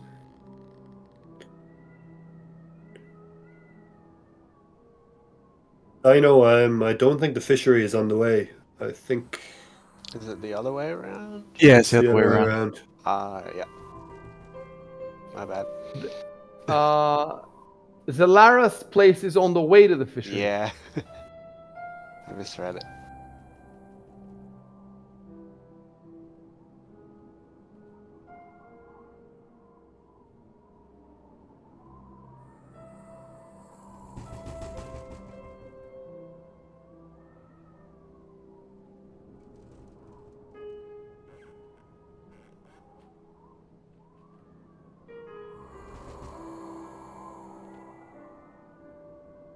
Yeah. So I wanted to type that, and then if you want to take a look at the abalone shell, just type Nilvalo, hand me that shell. I want to take a look at it, or something like that.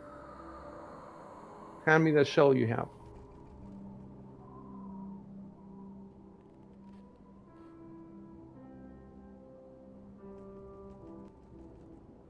It seems to be his holy symbol, though, isn't it? Is that something you found somewhere, or is it Nilvalor's? So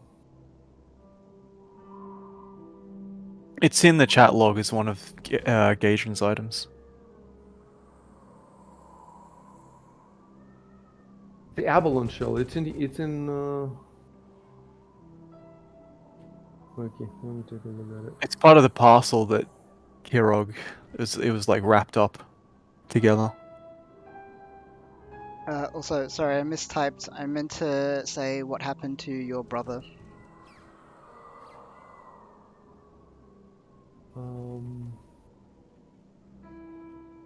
Okay. Stop typing the chat. I just want to check this.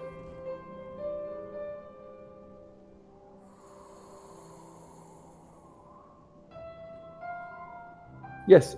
So in the chat log, it just says an abalone shell that appears to symbolize something. That's all it says. So yeah, it's not Nilvarlar's item. It's Gedrin's, and you can take a look at it if you want. You can talk over each other. So while Nicholas is talking to Nilvalar, Addison can also talk to Nilvalar at the same time if he wants.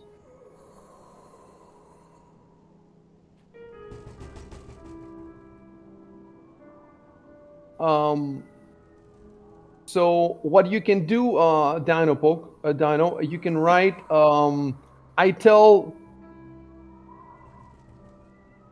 I tell Nicholas the story of my brother. So, and then Control Enter. I tell Nicholas the story of my brother, and then Control Enter.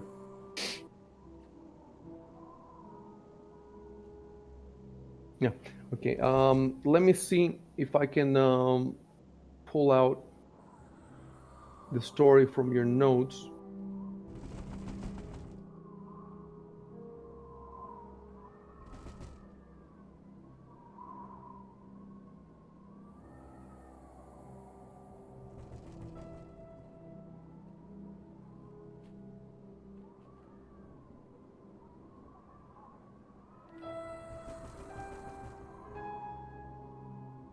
All right.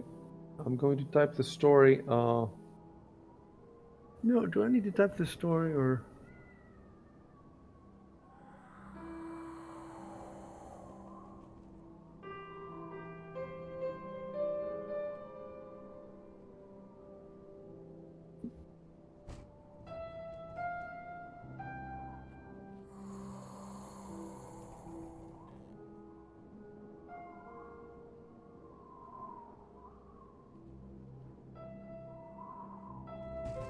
I can't copy paste from people's from the character sheet. That's interesting.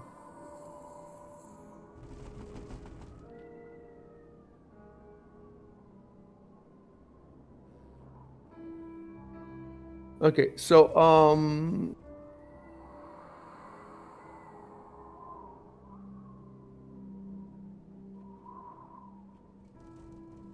okay. So he told you the story. It's not a particularly special story. His brother was abducted, and well, I guess. Okay, wait. I'll copy paste it from the website.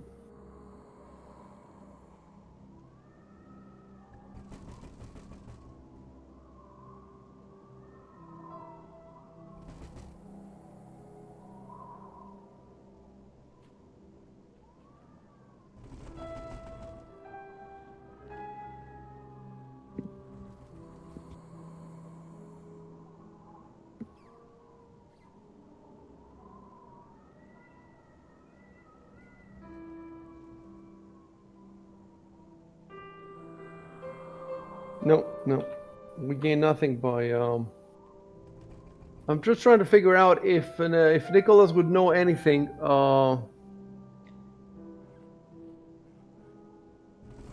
So Okay, my I'm character gonna, was go ahead. abducted by Gadrin as a kid. So Wait, your character also was abducted, right? yeah. As a small child, I was abducted by a Gadrin lamb. That's why I thought there might be Okay. potentially information I know, but I'm not Okay, sure. I'm gonna whisper something to you, and all you have to do is, pass it on.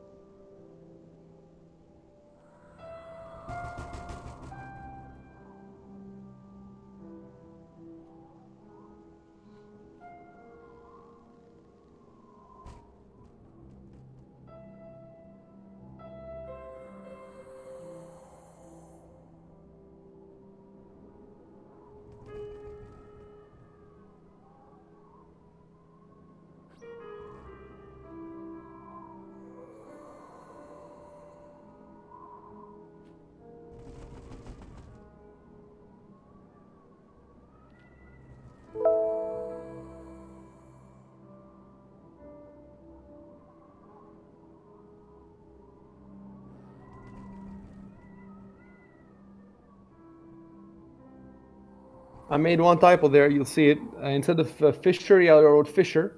What you can do is you can right click on it, copy paste, and then slightly reward it so that it sounds like it's coming from you. You see. Yep. Keep in mind when you're rewarding it, you cannot use. It's difficult how to you don't have to navigate. Like I don't think you can use up and down. You can only use left and right Okay. and use your mouse to click wherever you want to change it. Okay. How do I copy it? Take your right click on the text, and then there's one of them Sorry. says okay. Yeah, That I was the think I left mistake. clicked. Yeah. So you Okay, need got to it. okay. Right click and then Okay. Don't do anything now because we already have this. I'm gonna type a note there. Okay. For myself to fix in the chat. Rewrite the above to sound as if it comes from Nicholas. Yeah, I left clicked by mistake and then I couldn't I had Yes, to that's drag what it. I said. Right click and then Yep. you choose the copy paste option and then you right. So you have the info now. Though Yep. you have the info and everybody has the info about about the kids.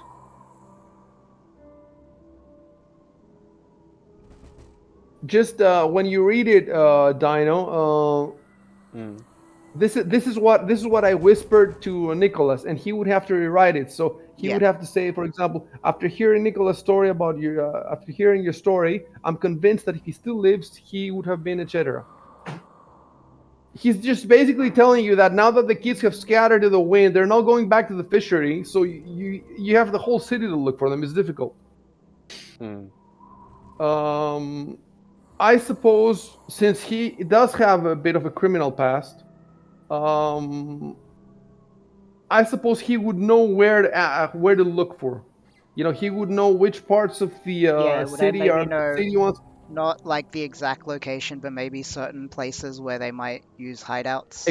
Exactly. Or where they operate, where they, Yeah. because they're pickpockets and all that. So you can type that. I have some ideas about how to track him down. You can type something like that, and then you can, when you want to go off and do that, you can tell me that we're setting off to do that, and I will tell you where to go and all that. But for the time being, just type that. It's not a hopeless situation. I have some ideas.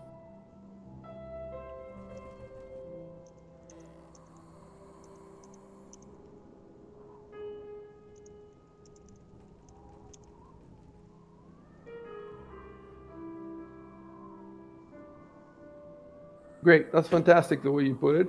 And now let's play for a second the two items that. So Nilvalor, just say that I hand Addison the items, and then Control Enter. Remember, Control Enter.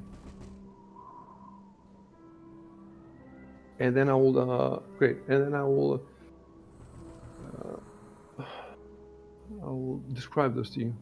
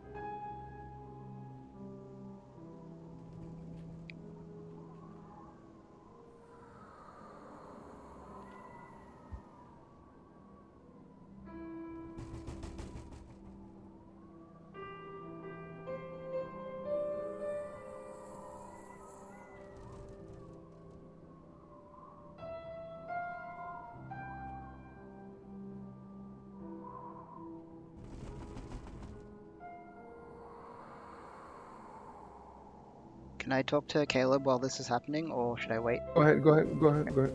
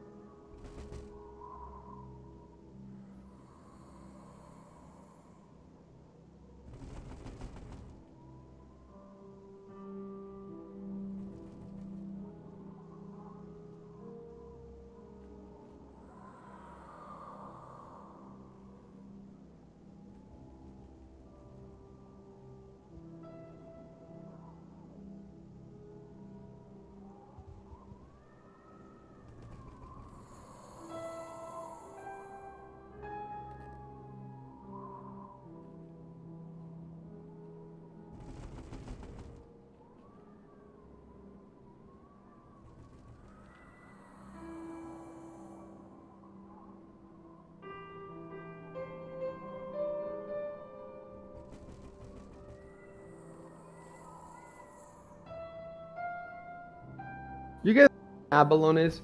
An abalone is a kind of seafood, basically. Mollusk. Like a shell, but an animal lives inside, and then you eat it. It's a delicacy, and then in the end, you're left with an abalone shell. So, yes, this is a good point. This is a very good point. Kirog is really killing it with the dialogue. I was reading the last exchange, and it was hilarious. The place where he was arguing with Dinopoke. All right, so I have to tell you about I'm trying to figure something out.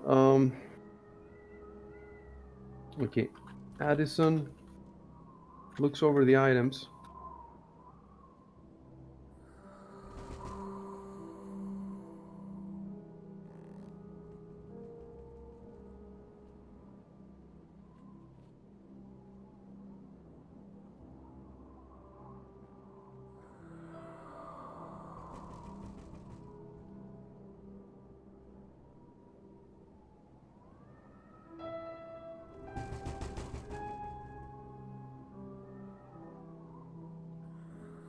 It's great. Like the role playing here, I've never had such great role playing. In part, it helps. The text helps, but you guys are really good at this.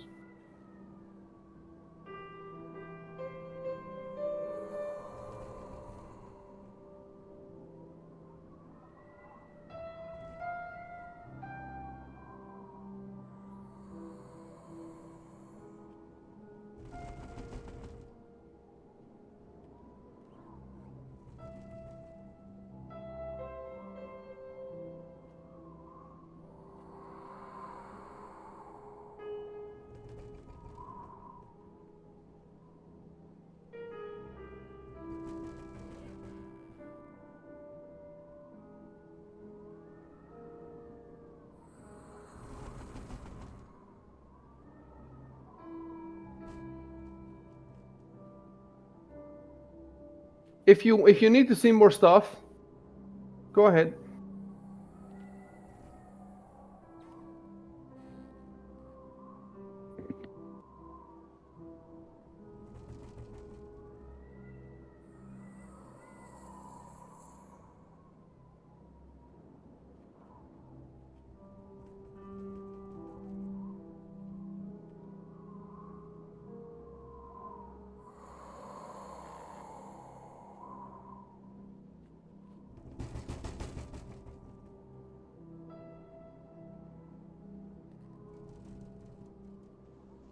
I actually got an abalone shell at home. I just realized because you can get them in New Zealand, so I've actually eaten it before.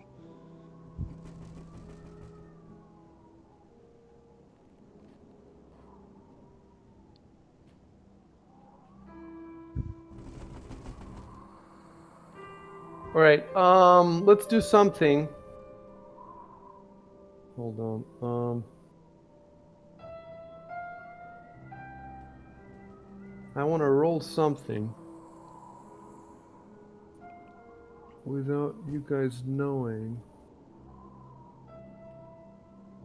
So I want to see if my rolls are hidden. That should be in the options. Show GM rolls off. So now, if I just click in one of your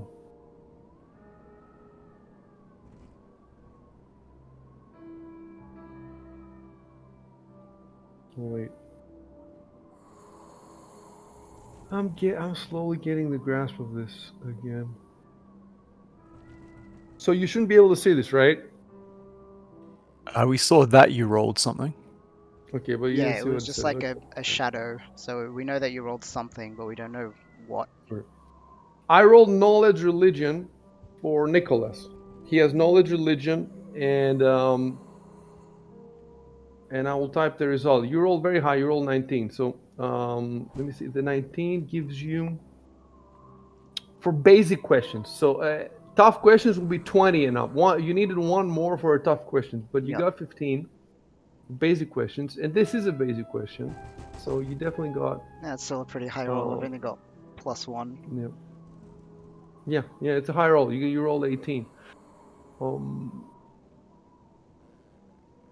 So you definitely got this. So I'm gonna type something.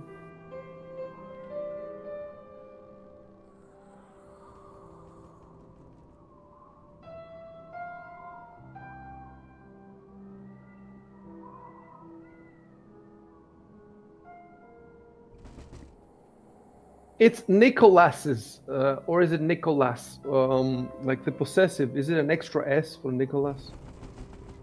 I think you just put an apostrophe at the end. As the abalone shell is passed back to Nilvalor, it catches Nicholas's eye. I think there's an extra S to my head.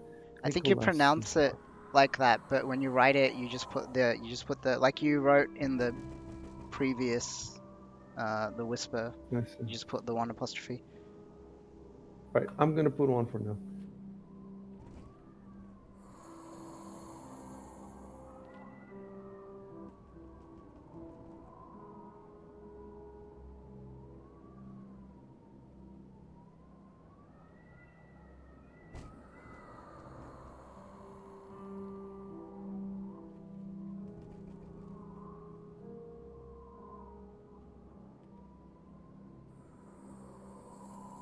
Oh, and I just noticed a typo before. It says after hearing Nicholas's story, but it should be after hearing Nilvalor's story, Right.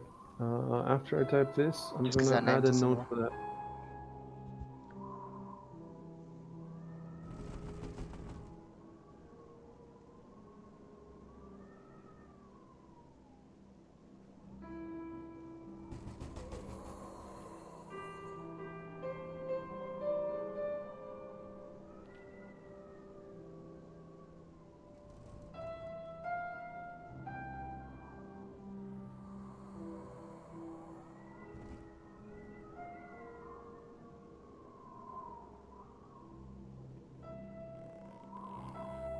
So now the abalone shell is identified. So if you look in the inventory, it actually tells you. Oh wait, I'm gonna unidentify it. I'm going to delete the price, so you guys cannot see the price, and that's it. The rest you can see. So it says holy symbol abalone shell shellin.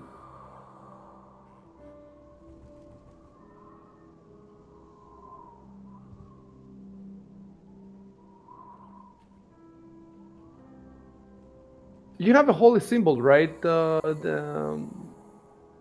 Sam? Yeah.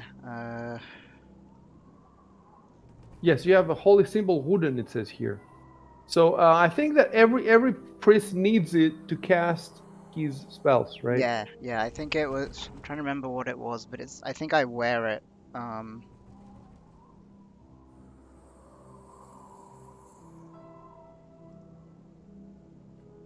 So you have identified one of the things. Yep.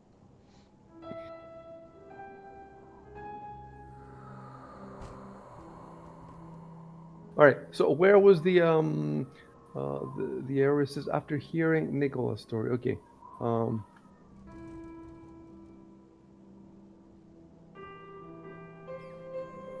and it was after hearing Nicola's story. Yeah.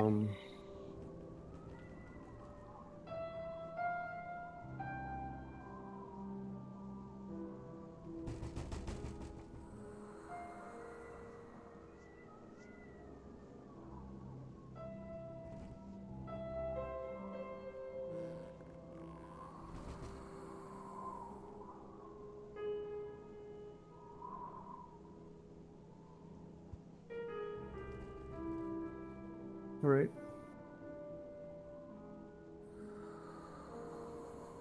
Is there a specific skill for identifying an item, or like, because like there's this Yes. wand. Yes, that's what I was looking at.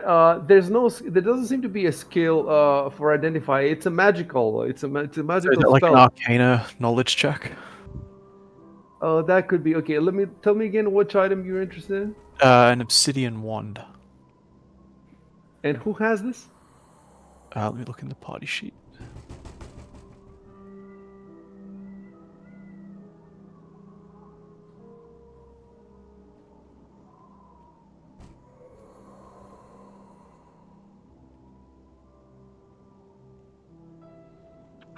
I don't think the knowledge skill lets you identify items. Doesn't say anything about that on the skill.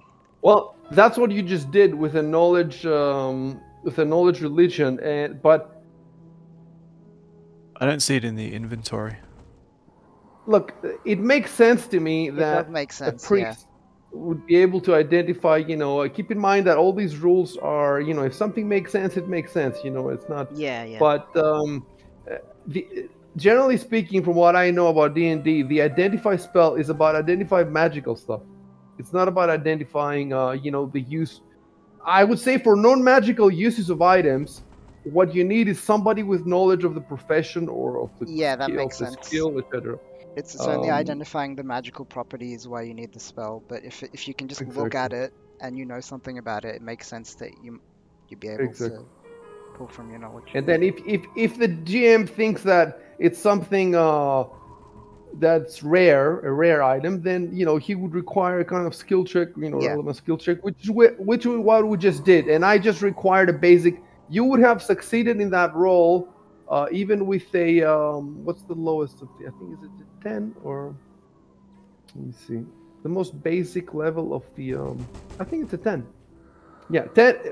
Anything from 10, 11, 12, 13, 14, you would have succeeded in identifying that that's just a symbol, a holy symbol of. Yeah, I mean that makes Plus, sense I mean, because the you even temple, live. You yeah, exactly. it was like a mixed temple, like it was for like multiple gods. So I probably would have Exactly. seen a lot of the common ones, the symbols.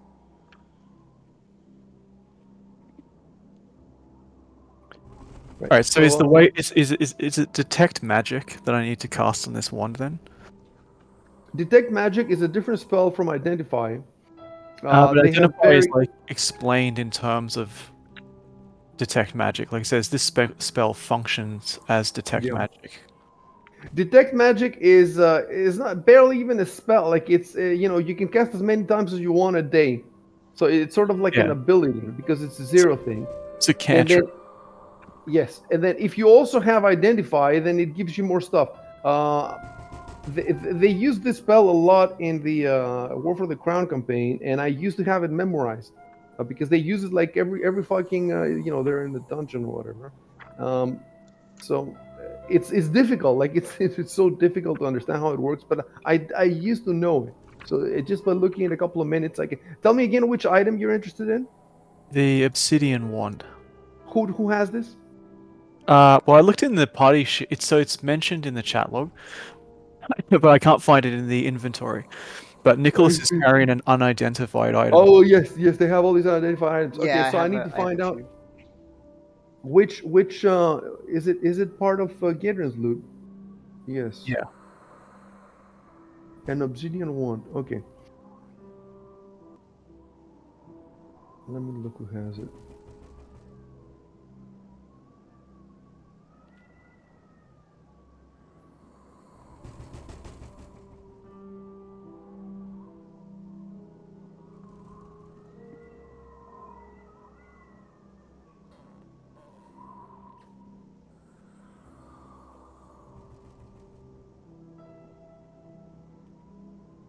The unidentified items, I should really go over them and add the unidentified description to them so you can see them. Okay, let me do it now then.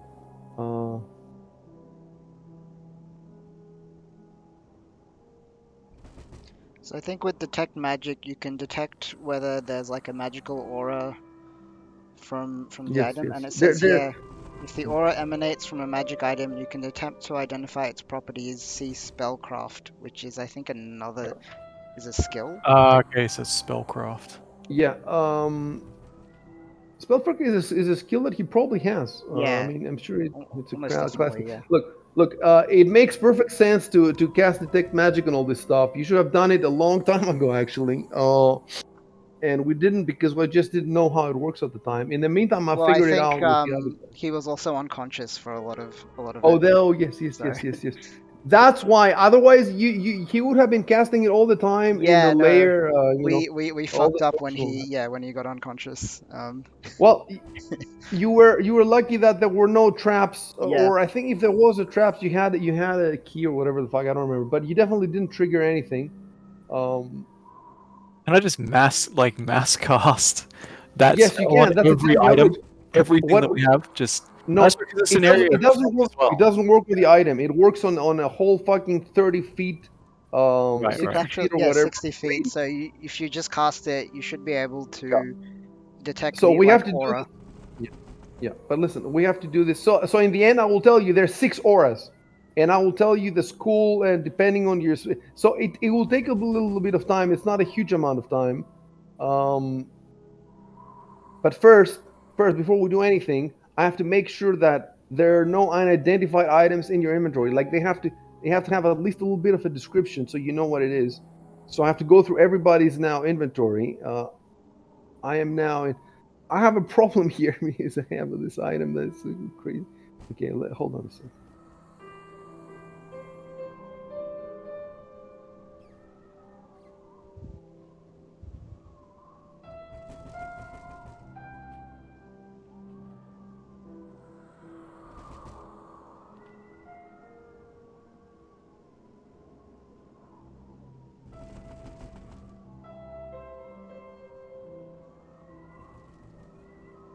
For example, one of it, I call it a metallic throwing star. So that's just. I don't know if you can see it now. Can you see it now? I can see the name now. In my It's in your inventory. inventory. Metallic throwing star. If you want more info, I have more info. But in the name, you can only give 2-3 words. You cannot Yeah, type an I entire. think when we first found them, all the objects, you gave us some short descriptions of all of them. But that was like a few chat logs ago.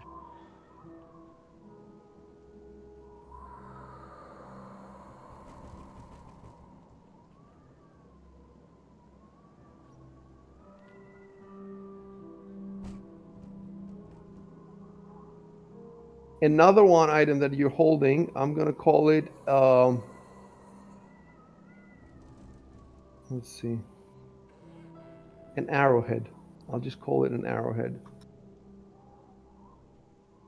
So you have an arrowhead.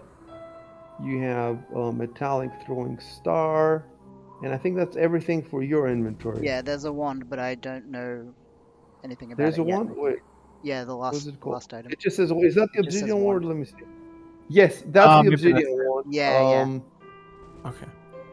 How do? Well, it says wand. Where are you seeing the obsidian? Okay, in that case, let me change its name then. Let me add the obsidian there just to be sure. Obsidian wand. That's that.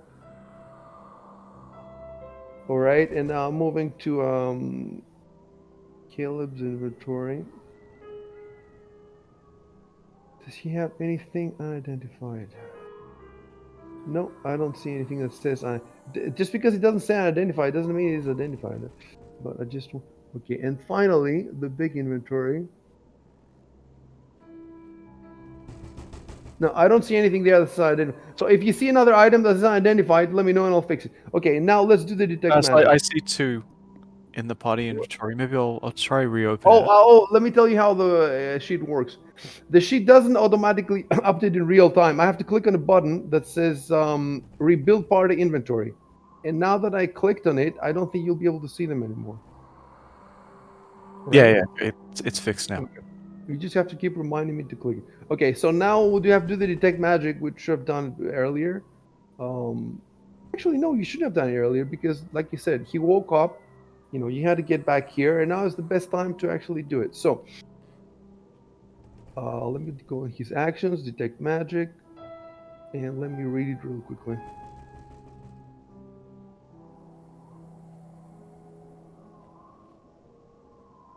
Right.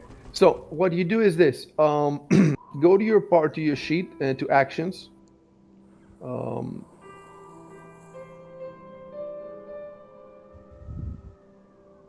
Not standard, prepared, combat. Okay, I'm gonna put in combat, and click. Yes. Cast spell. To the left of detect magic, there's a little star that says cast spell. Click on that. Okay, so you cast detect magic. So the first round, you detect the presence or absence of magical auras. Let me see the range first of all. It's 60 feet. 60 feet. So what we need to do is basically the entire room is centered on you. So if I do no wait. Trying to remember how to do a circle. Is it with control and both? Yes. So look at how big is the circle, dude. So how do I In this entire, if there's anything in Oh this yeah, okay, entire okay. It's circle, already there. Yeah, I was zoomed in too far. yeah. Yeah. Okay, do I have to do anything to No, activate it, no, or is it no. just like You've already cast the spell. You cast the spell right there, and now I'm just giving you the results. But the results don't come in one round. They come in 3 rounds. So they take 3 times 6 seconds, 18 seconds basically. So in the first round, I just tell you, is there anything magic or not in your vicinity? But yes, there is. Hold on. Yes, there is. And then the second round, I tell you number of different magical auras and the power of the most potent aura. it gets kind of hard.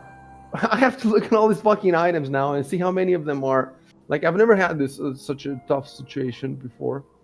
I have to go through all your.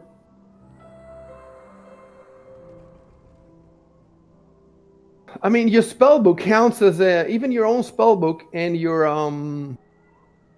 Should I include that in because you already know that it's magic and it's yours? No, I'm not gonna include that. So I move to Nicholas's.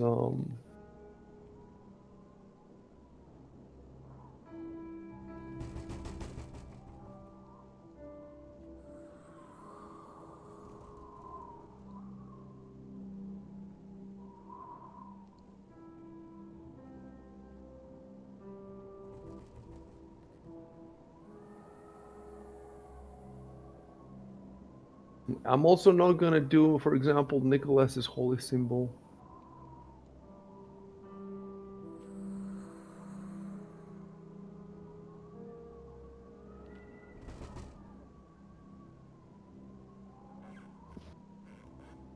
Okay, I'm gonna do it in this particular case because it's a clusterfuck. I'm just gonna give you the magical items.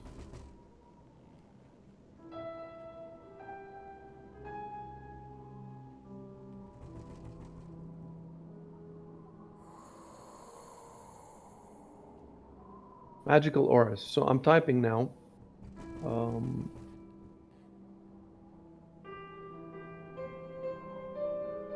Obsidian wand. That's one.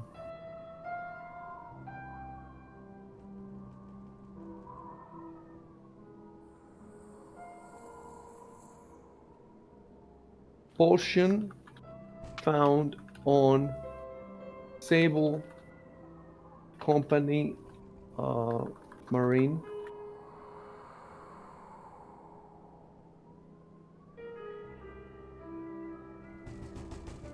Tarot deck. So the tarot deck is magical.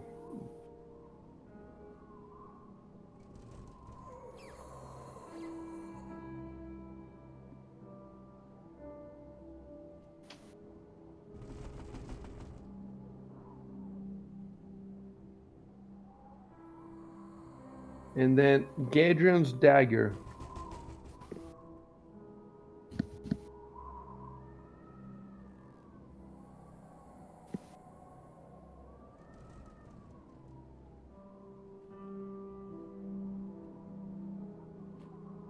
I'm typing all the stuff as I call it out, so you're gonna have a list of it.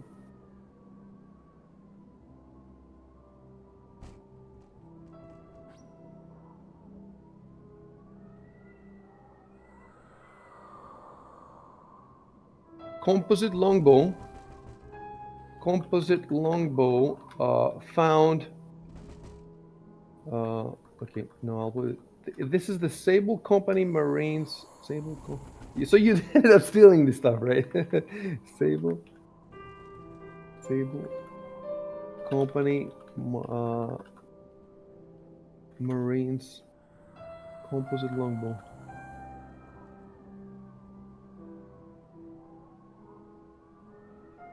Did you steal that stuff without Nilvar seeing it? I can't remember. We talked him into it.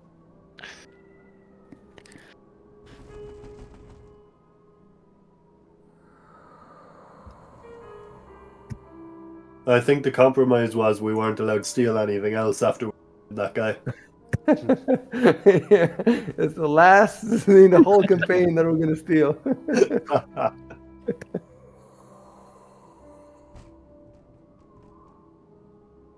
I hope I don't miss anything. There's just so many items, but well, if I miss something, we can just say that he missed it. Addison missed it. It's not in the rules, but he was. I'm not gonna miss anything. But I'm just saying.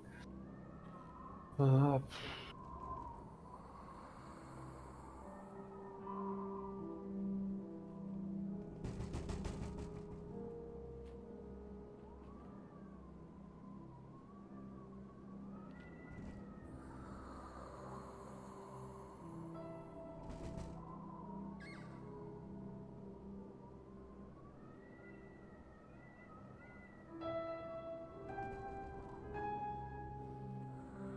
Okay, I need to check up on something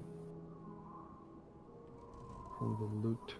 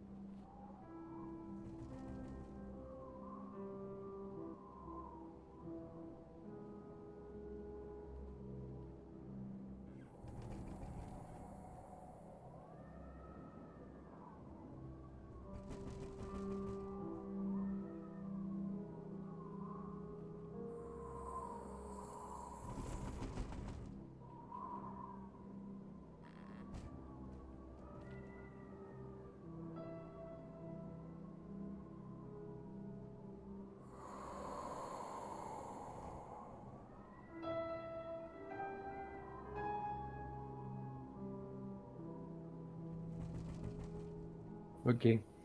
Also, the crystalline vial that Nicholas has taken from Gedrin's loot, but let me just be 100% sure that that's true. Yes. Yes, the crystalline vial too. It's just fucking a lot of these. There are a Yeah, I lot of forgot these. about the Okay. vial. We have so much shit. Let me look if Gedrin's armor is. Yep, Gedrin's armor. Gedrin's padded armor.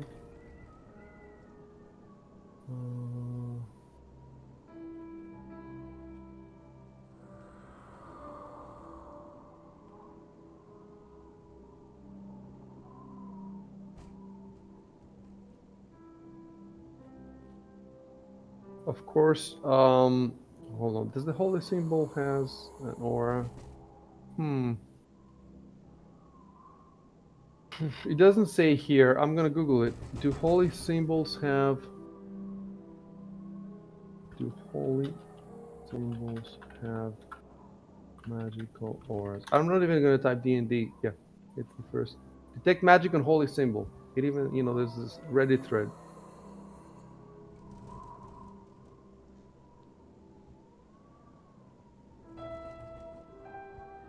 No, it doesn't register as magic. It helps you focus magic, but it's not magic itself. Let me see. The narrow tick case. No, it's not. And then you have two oils. Let me see if those oils are magical. Yes. So Nilvalor has two oils on him. One oil is not magical. I think somebody bought this. It's just a normal oil that burns in a lantern or whatever. And you might even be able to light stuff on fire and throw it. I think somebody bought this. I think you might have moved inventory around, like given, maybe this is something that Kirok bought, and then you loaded it up on, I don't know how it ended up in his inventory, but it's not magical. One of them. The other one is a magical. So now that you know it's magical, what I can do is I can type magical oil in its description, so that's it.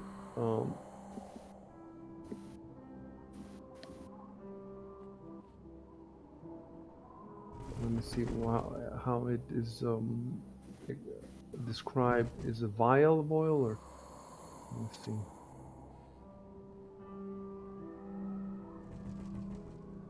A glass tube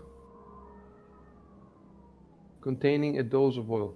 A glass tube containing a dose of oil.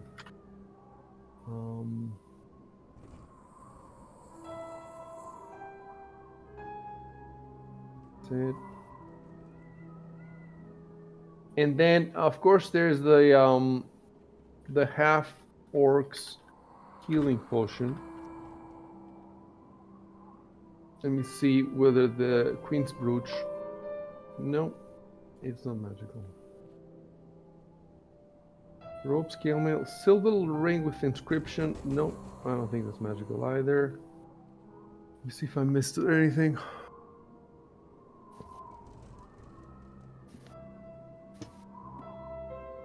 I think I got everything, guys. So before I hit enter, though, I want to see something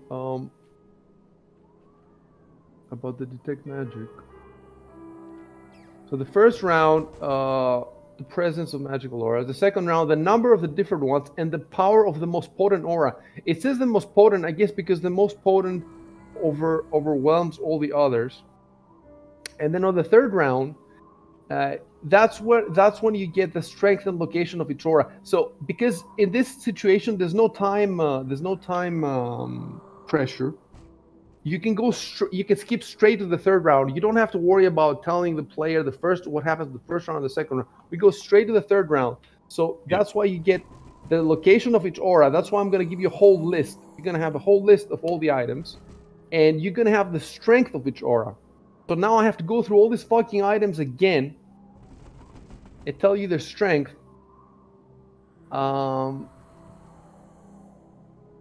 But let's do something simpler, right? Because right now, I don't think the strength of these items is going to help you much. So you're more interested to know what is magical. And then once you want, whenever you want one of these items, you can pick it up, and I can tell you immediately the strength of each aura. And also, you can roll at any time Knowledge Arcana to determine the school of magic. So you will know the strength. If you make the skill, you will know the school of magic. And then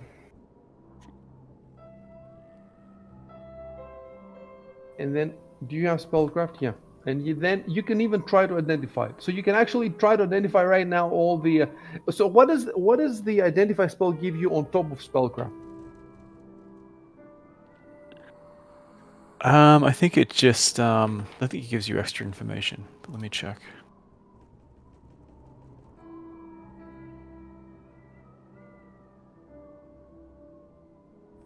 Let's say this. Oh, okay. So it gives you a +10 enhancement bonus on spellcraft checks. See, that's what I should have used. Yeah. Not detect magic. But I don't have this prepared. But you know it. Is it in your spellbook? Yeah, well, I mean, actually, I could use it because I have my ring lets me pick anything. It's a question of whether I know it. I can pick anything that I know. I can use the ring to cast it. But let me check if I know it. So you have a spellbook, but have you written anywhere down what spells are in your spellbook? Like, we should have done this, right? Let me see. Standard.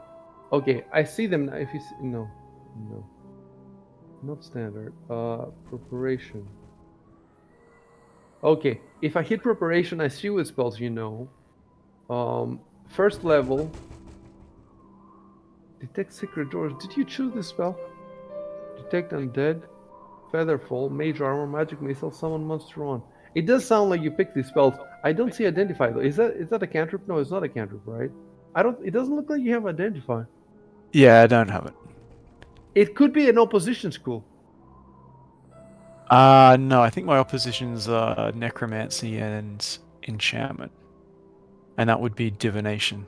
Why don't you have Identify? It's useful though. Let me see. Let me go to the spells. I'll tell you what we're gonna do. You're not gonna spend now all time to identify all this stuff. It'll take forever. But if you want to pick one of them or two of them, we can do those. And then you do something else, and then later on, you can do more items. Just spread them out. Don't do all of them because you're gonna bog the game down. Okay. Whatever seems more urgent and interesting to you. All right, let's go chapter 10 spells. Let me look at sorcerer wizard spells, first level.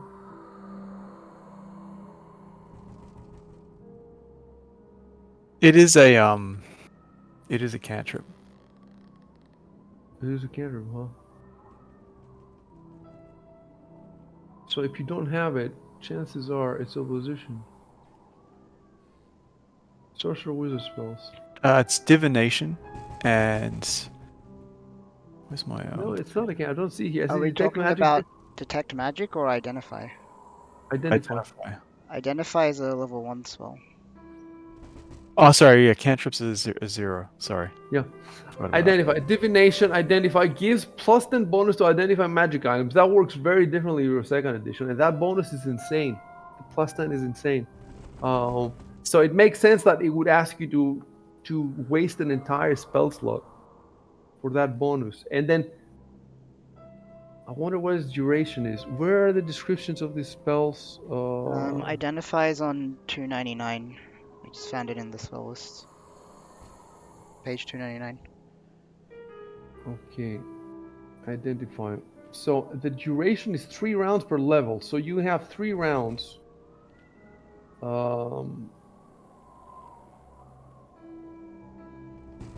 Oh, it functions as detect magic. So 3 rounds means that you only get. Do you get to identify all the items? I think maybe. Well, the range is still 60 feet like detect magic, so assuming it gets everything in the range. Yeah, you should get everything. You should get everything. So you get a plus 10. So the question is, this is a school divination. So the question is, you're an invoker, if I'm not mistaken. Evocation. You're an evoker. For some reason, we don't have it. It says Wizard 1 instead of Evoker. We have to fix this at some point.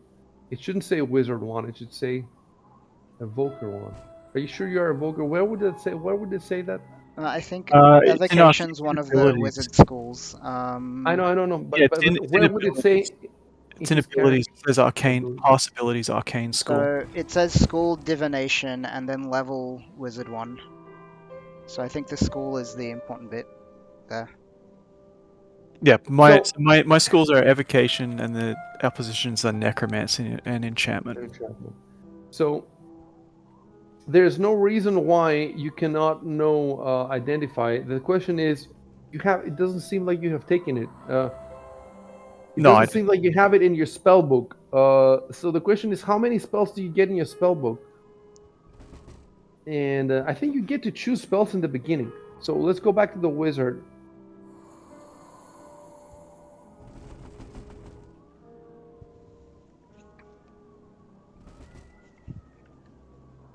I think we go to classes and then wizard. Class features. Spells. Okay, so in spell books, which is on page 79, it says a wizard begins play with a spellbook containing all 0-level wizard spells plus 3 first-level spells of his choice. And then a number of additional first-level spells equal to his int modifier. And he gains 2 Let's new see. spells every Right. level. He hasn't leveled first, so he gets plus 3 from his modifier, so he gets 6 spells.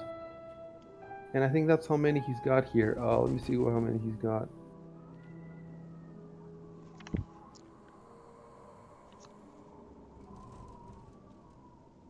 One, two, three, four. Yes. 1, 2, 3, 4, 5, 6.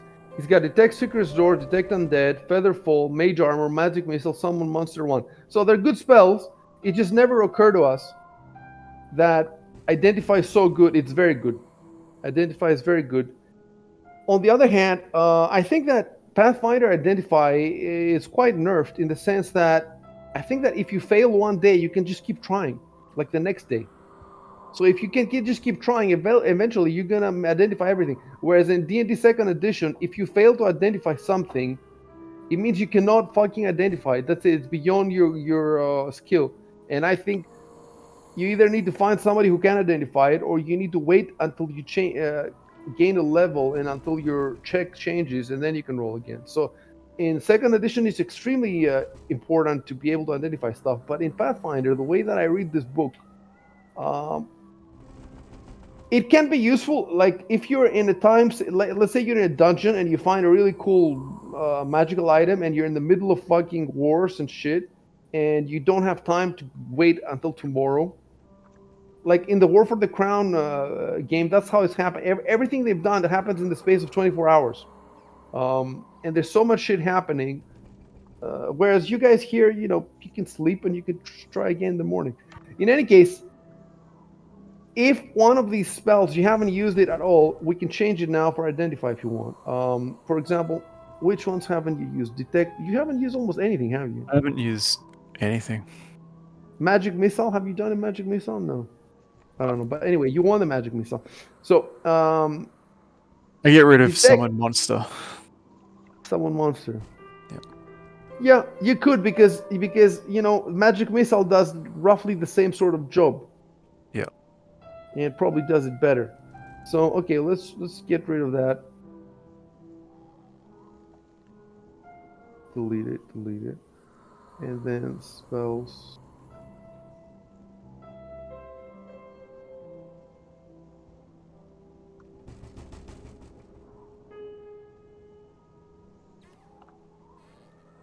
Identify. Pathfinder rules. Select level for spells. Identify in class wizard. Level 1. Okay, that was a bit weird. It prompted me to add the level of the spell. So you have 3 magic missiles identified today, and I guess you want me to change it so that it's 2 magic missiles and 1 No, identified. I can use my ring to cast any spell in the spell book once per day. Oh, I see. So that's like why I have all this stuff that's not I prepared. see. Okay, let me type something. Okay, so first of all, I gave you the list. Check out the list. How do I copy paste that without dragging it? Because I'm trying to put it in my notes.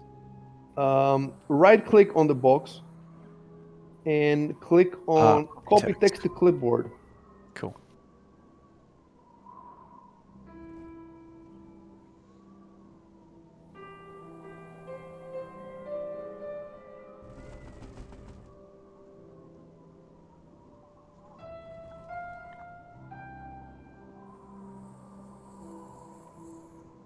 So, you want to cast First of all, what do you want to identify? The obsidian wand. All right. So, I'm going to make the identify because you're using your ring. So I'm going to make the identify spell memorized, and then I'm going to go to the standard mode here, and left click, click left to identify. Left of identify, there's a little circle. Click on the circle, and then click on cast. Okay.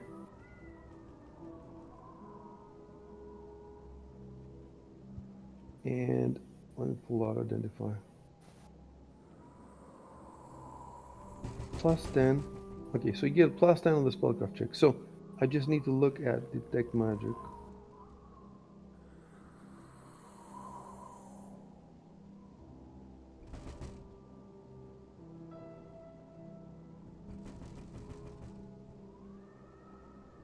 Yeah, this is why you have to tell all the auras, because it says here that the strong auras can distort or conceal weaker auras. So if there's a lot of auras on top of each other, but you know what you could do now? You could just take this item, the the wand, and just walk outside the house, and just go out to the alley next the street, and then you can just check it there on its own. Magical amount. Need to start. Maybe you have to leave the 60 foot though, and it could be a bit dangerous. Um, Let me see how strong this wand's aura is. Who's holding this thing? I mean, you should be holding it. I think I had the obsidian wand. Yeah. So let me see if I can switch it between your two inventories. Are you wielding the dagger? Adrian's dagger? Yes. Okay. Do I need to undo that? I don't know, I was just wondering if we should check it first, but if you're already using it. It's got an aura. Nicholas gave to Addison the obsidian wand, right? We don't have two wands now, do we? Yeah, No. it's not in my inventory anymore. That's cool. Okay, obsidian wand. Let me take a look at it now. Okay. Let me see.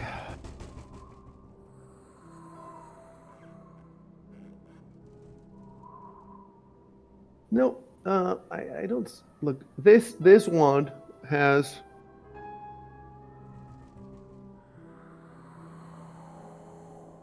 Yes, you only get the power of the most potent aura. And this one is not the most potent from what I can see. So you're not gonna get, but wait, in the third round, you do get the strength and location of its aura. So in the third round, yes, so this is, okay. So this is faint.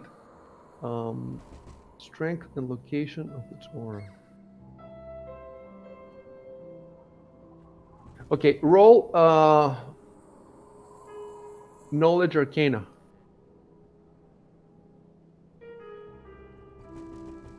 Here, one sec.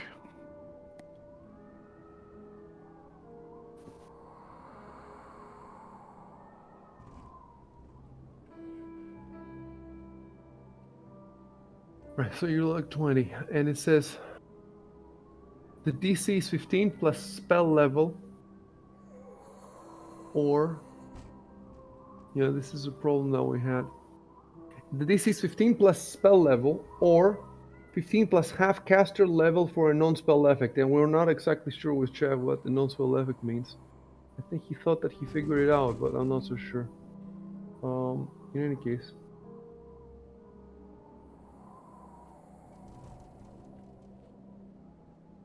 So you sense a faint, but the question is, did you figure out the skull? So I'm not trying to figure out the school. I'm trying to do a spellcraft check. Yeah, the figuring out of the skull comes automatically with the detect magic spell. It's the third. So I am supposed to tell you the strength of the aura, which is faint, and I'm supposed to tell you, as long as you make the knowledge check, you're gonna make the spellcraft check after the knowledge check. So the knowledge check is just first. Right. I'm just to tell you the school. The School of Magic will give you a hint for the item, even if you don't manage to identify it. For example, if I tell you that it's evocation, it's probably an offensive item. You see what I'm saying? If I tell you it's divination, you know that it's probably not offensive. So the School of Magic is an important clue. The DC, I'm just trying to find the DC now. Your roll 20 is pretty high, so the DC is 15 plus the spell level. So if it's less than 5, you got it. Okay.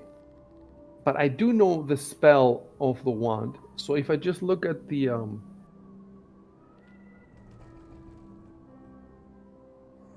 oh, and it does say the level. It does say the level. So it's 15. Okay, I will tell you.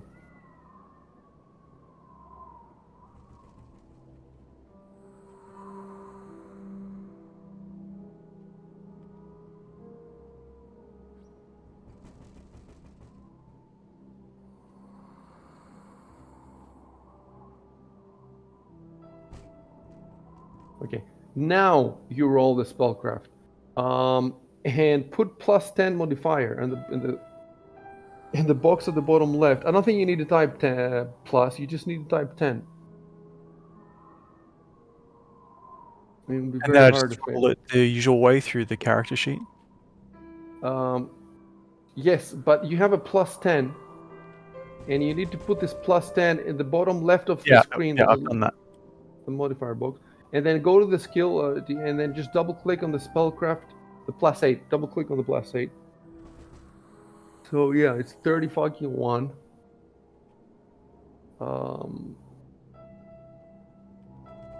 Right, and now we're looking at the spellcraft. Let me look at the spellcraft.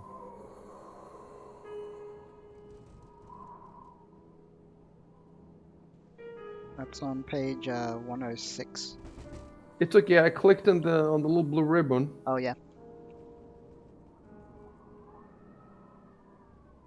If we learn to use Fantasy Grounds, we will never have to open the rulebook again. But maybe for some stuff the rulebook is better, right? So for identifying a spell, learn from a spell, identify the properties of a magic item. Of a magic item using Detect Magic. 15. The spell is 15 plus item caster's level.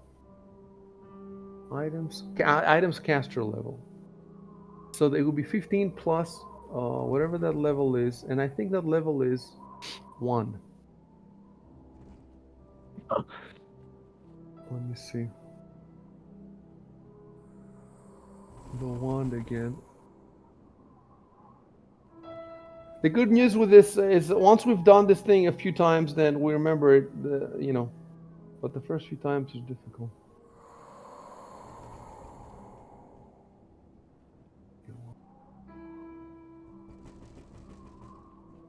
Yeah. You definitely figure it out.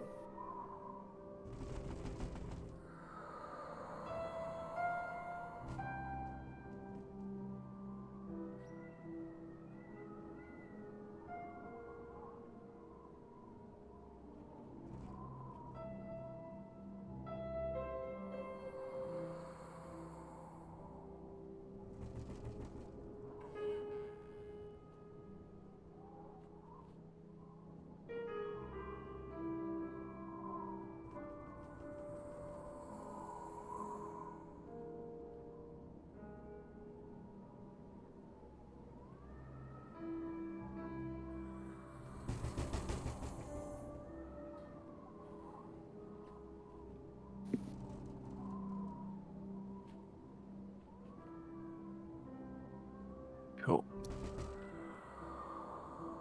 So you can see it in your inventory. If you can see the whole description, and if you want to see the charges too, you have to enlarge your sheet a little bit. By the way, next to magic missile, it says first. That means the caster level of the spells is first, because magic, you get more missiles as you go up in level. But the guy who made this, the wizard who made this was first. He wasn't first level, but the casting level is first. So maybe I should write that too. The obsidian one is one of magic missile with 23. Actually, okay. Well, you got something. So I suppose you're keeping this now, right? Or Yeah. I don't know who can use this. Like, could anybody use this in the system, or I think you need some kind of skill to use those items. let's Maybe check it's it real spellcraft or quick. something.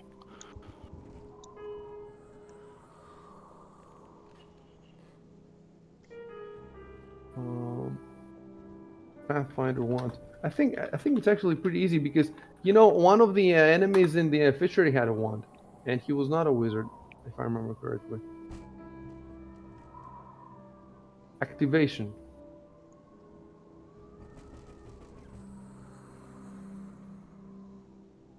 And because it's a wand, it doesn't provoke attacks of opportunity. It kind of looks like anyone can use it. I don't see any Yeah. restrictions. Cool.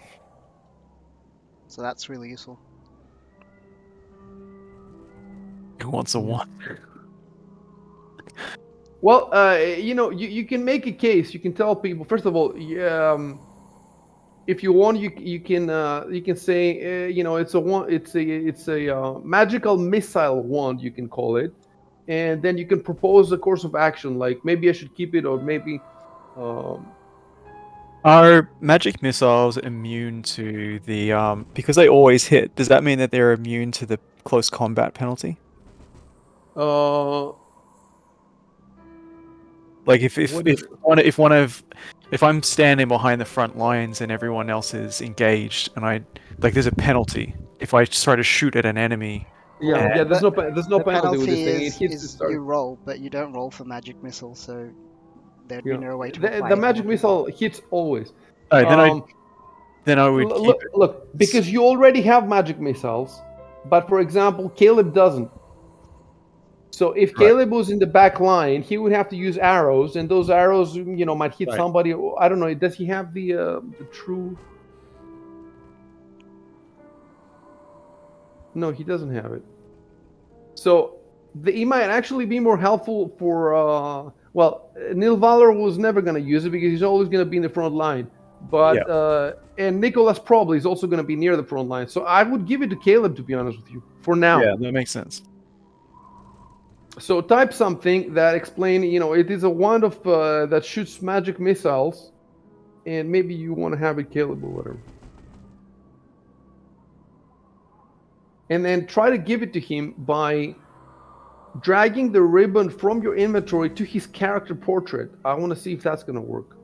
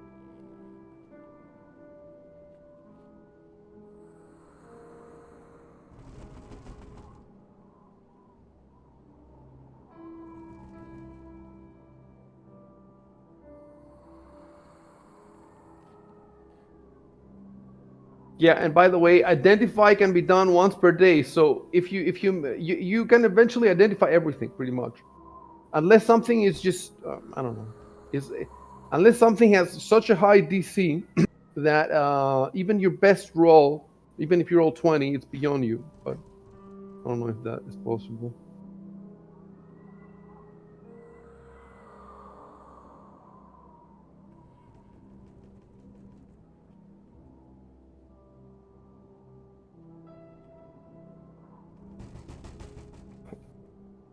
The magic missile doesn't do a lot of damage, but it's guaranteed damage. You're gonna hit something and you're gonna hurt it every round, so that's why it's good.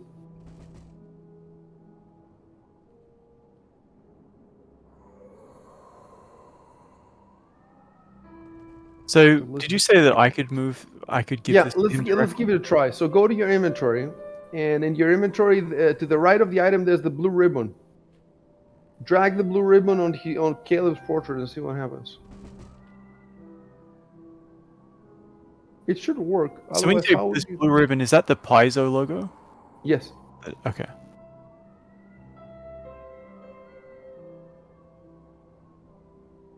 I don't think it did anything. It does nothing. Okay, so I'm gonna have to do it.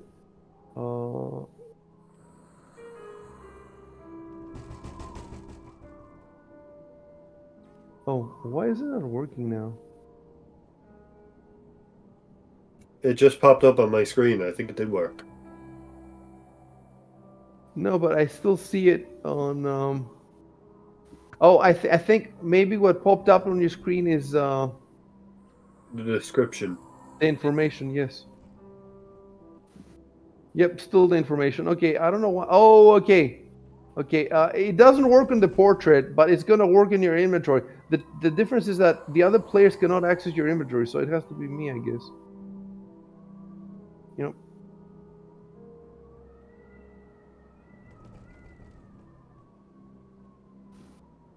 And every time you use one, we're gonna that number 23. We're just going to. You can if you want to be able to see the 23 number, you have to expand your sheet. You have to make it wider. Yeah. All right. Well, so Can now that we know how this works, you could do one more item or two more items if you Yeah, want. It's not that. can I know the strongest aura?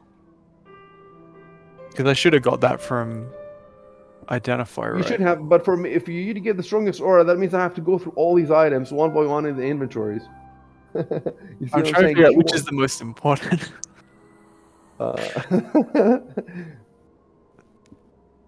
yeah, I'm not gonna do that. Just pick another one, dude. All right, let me look at the items again. You know why though? Because some of these items it tells you if it's faint, if it's strong, or whatever. But some of the items it doesn't tell you, and you have to go to the book and you have to calculate how strong it is based on caster levels or shit like that. And I don't want to fucking do this now. There's no point.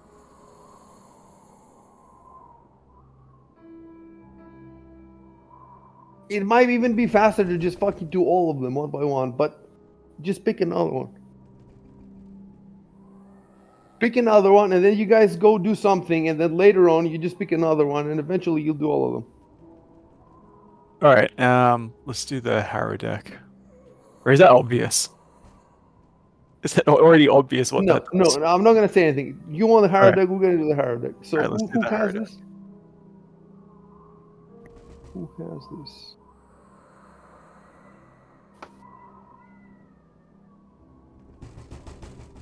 Of course, the thing is, if you leave it for later, you will have wasted the. Wait a second. Can you identify all the items in one go? I don't think so. I'm trying to. I think you need to do a separate spellcraft check Yeah, for each one. yeah. You're supposed to turn every item in your hands and examine it carefully for the identify. For the detect magic and the auras and the schools and the power, all that, I think it's one go. Yeah, 3 rounds, one go. But for the identifying of each item, I think since you need like 10 different rolls, that's got to be 10 rounds. And the identify doesn't last 10 rounds.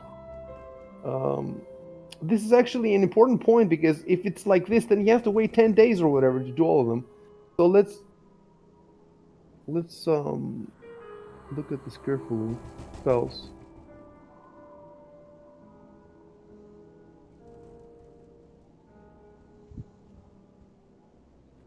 The duration is 3 rounds per level. And I think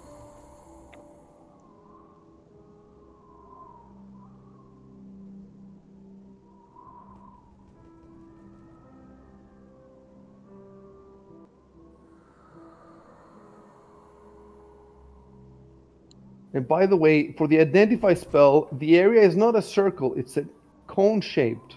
It's a 60 feet cone shaped. So maybe is the detect magic also cone shaped? I think so. oh yeah, it is. Yes, it's cone shaped. It's not. It was a mistake. It was a mistake to make it into a circle.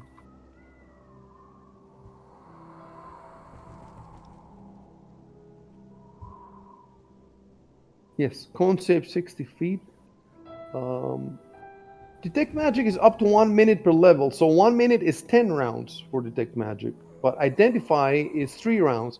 Yes, identify is 3 rounds. That's 3 rounds. So I And guess 3 rounds. he'd only get the if you use identify, it gives you the +10 bonus, so that would only work for the first few items until the duration runs out. I think that you can get with one detect magic, you can get all the auras and all the strengths and all that. But for identify, because it's an involved process, you only get one identify per. I think he gets okay. If you know, he can do as many spellcraft checks as he wants, but he only gets the +10, I think, for one of them. That's Yeah, how I yeah, read it. I think so. Right? You see what I'm saying? So if he wants to do more checks now, he can, but without the +10. Yep. Let me give me one more minute to ensure that.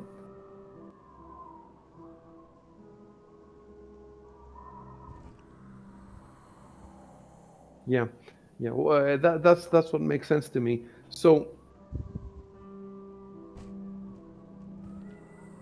okay. Well, you have a good chance even without the +10, especially if.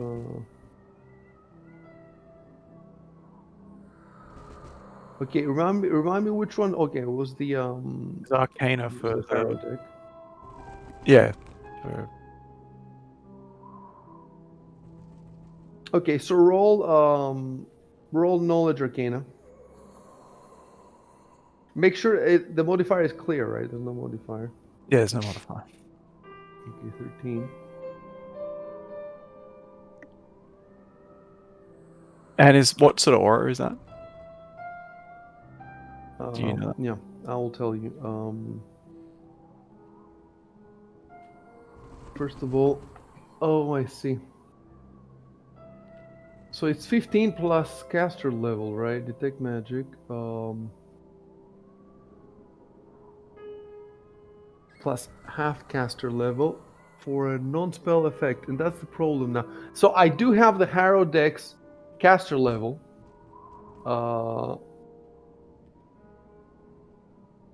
For what is a non-spell effect? Let me Google it. Let me Google that again.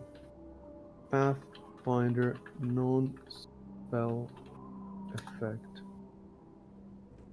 And of course, there is a piezoform thread of this question.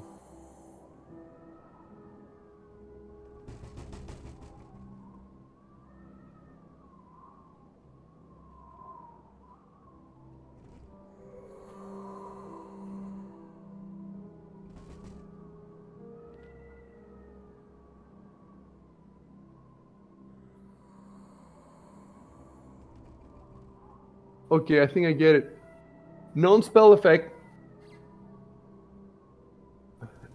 It's not a spell, but it's an item that has the effect of a spell. So I think okay. The DC is 15 plus half of the caster level of this thing. 15. Okay, so you failed.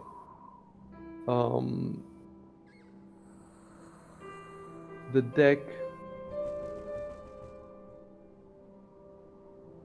emanates a moderate aura, but you fail to identify.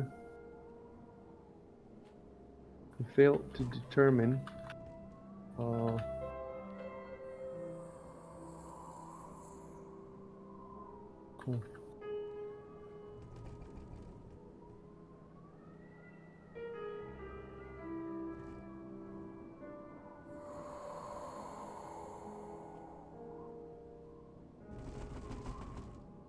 Can I roll spellcraft?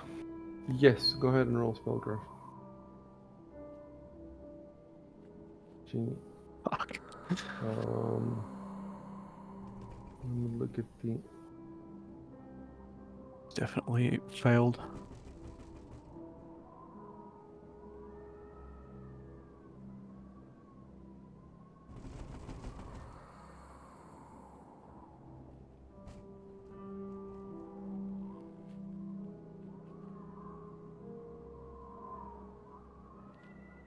Identify. Yeah, you failed because this one is 15 plus the item's caster level without even dividing it by 2. So you failed when you had it divided by 2, and now that you're not even dividing it by 2, the number is huge. Definitely didn't get it.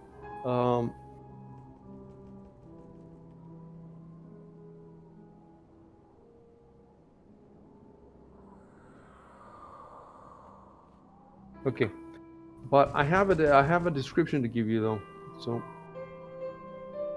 I'll give you the description. I even have an image.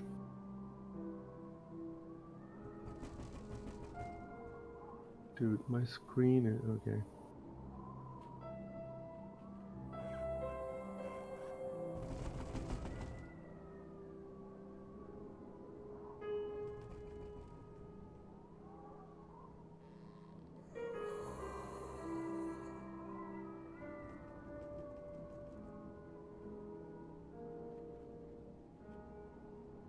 Oh yeah, I forgot about that. So what you're supposed to do when I send you images and stuff, you're supposed to, like for example, what people do is they look at this hero deck and then they close the window, right? But we don't want to do that. We want to put this window somewhere on your screen when I send you stuff and just keep it there for as long as it's relevant. For as long as you're in this room. And then when you leave this room, you can close it. But for the time being, so one other thing, among all the other things that you do, you have to also be good at arranging the windows on your screen so that it looks aesthetically good for somebody watching the stream. And sometimes it can get tough because you're going to have a lot of images when there's a big battle with like 3 different types of enemies, and you're going to have to get creative there. So that it would look good also on the screenshot if I want to put the screenshot on the side, or I might want to put the screenshot on the overworld if it's a big battle and I want to take a screenshot. So you have to learn how to, if you right click on the image and then you click on, there is an option to, is it minimize? No, it's not minimize. Which is the option to fix the margins so that it's pointers, close window, minimize, view. Is it view? Yes, view, zoom to fit. No, it's view, zoom to fill. Yes. So if you right click on the image and then you hit view and then you hit zoom to fill, then the image fills the or is it better the zoom to no, zoom to fit is better. I don't know. Or you can do it manually. So let me look at your streams now. Hero has it good, and Saf has it good, and Dialog has it good, and my Signal has it good. So, yeah. So you have the image, and now I'm gonna give you a description.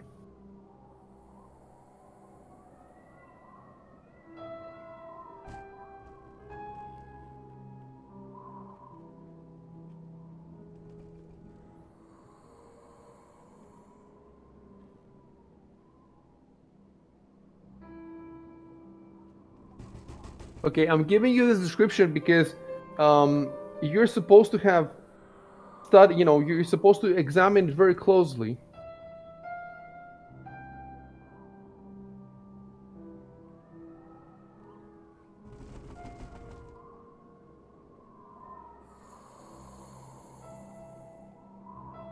There's an apostrophe missing there. That's not my mistake. That's in Fantasy Grounds. I think they made that mistake.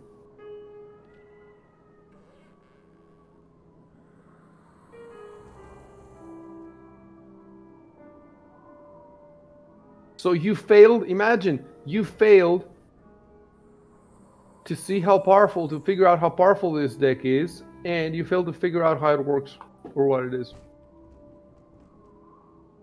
Right. I got because the aura. I got the aura. you got the aura. So the aura was what was it? School I didn't yet. It was moderate.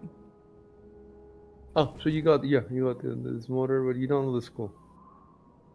Okay, moderate means it's more powerful than the magic missile wand. All right, so we don't want to spend the whole session for you digging around with identify. So let's do something else.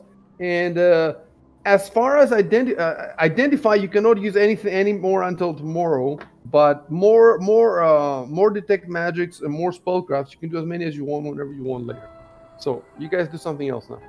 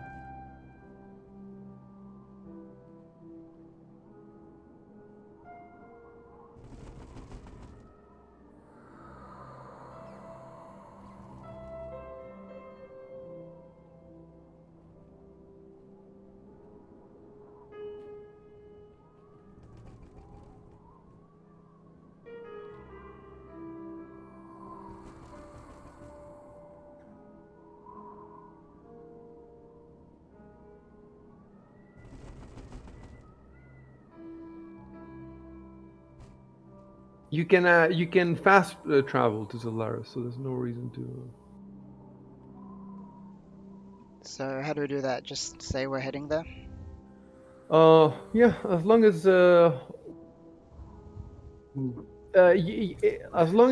one of you said it, yeah, you said agreed. The other guy said let's head. Unless anybody has any objections, that's it. So then I just basically Wait, when Saf said to leave some of the stuff behind, we haven't done that yet, right? no, you haven't left anything. But if you want to, you have to say it now if you want to leave something behind. But you haven't left anything yet. You would have to tell me exactly what you leave and where you put it.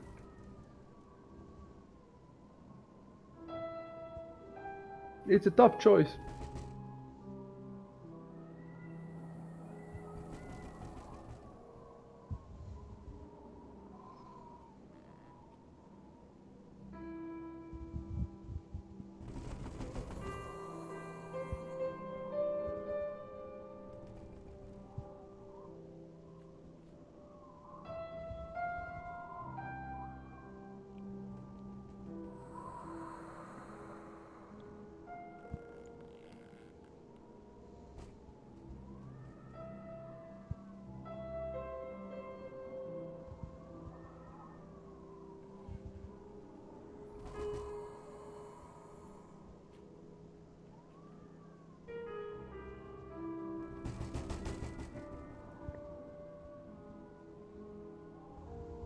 You forgot the apostrophe in the Queen's brooch. Ah, shit. Sorry, dude. It's It's 5 a.m. okay. Oh yeah, it's okay, no worries. It's 5. Oh, it's 5 a.m. Yes, because you're here. You're not in Japan anymore. I forgot. It's 5 a.m. for me too. Exactly same time. Aren't the Canaries on Spanish time? No, they're 1 hour behind. They're the same hour as London and Lisbon, Ah, and I guess also Ireland.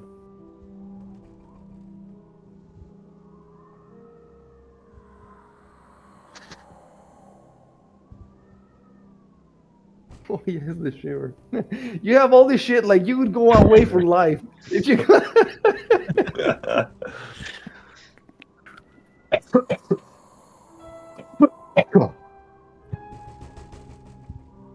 So what you would do now is each one of you would just type I leave, look at your inventory and just tell me what you leave, and we're not going to take it out of your inventory, but we're going to have the record here of what's on you, of what's not on you.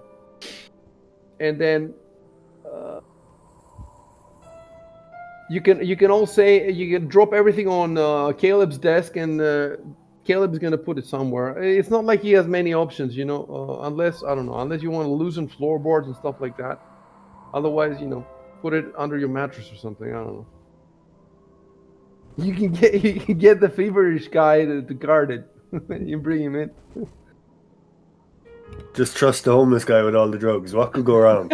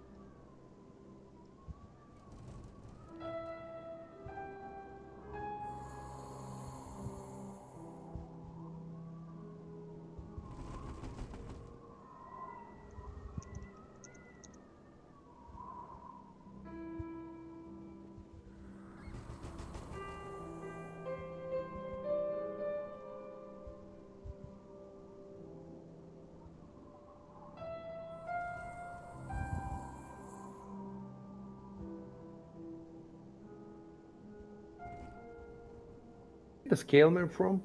The scale mail? Looted off someone's corpse, I think, or I looted the chain mail, and now I've just been carrying around the scale mail, which is pretty heavy. Yeah.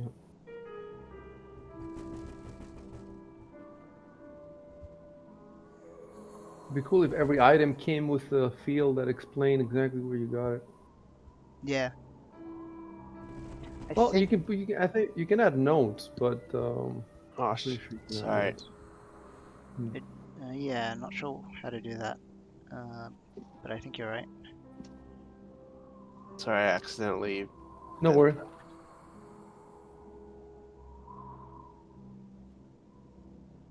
Yeah, we were just carrying around a bunch of extra armor that we looted from people, I think, Yeah. in the fishery. Yep, that's where it came from.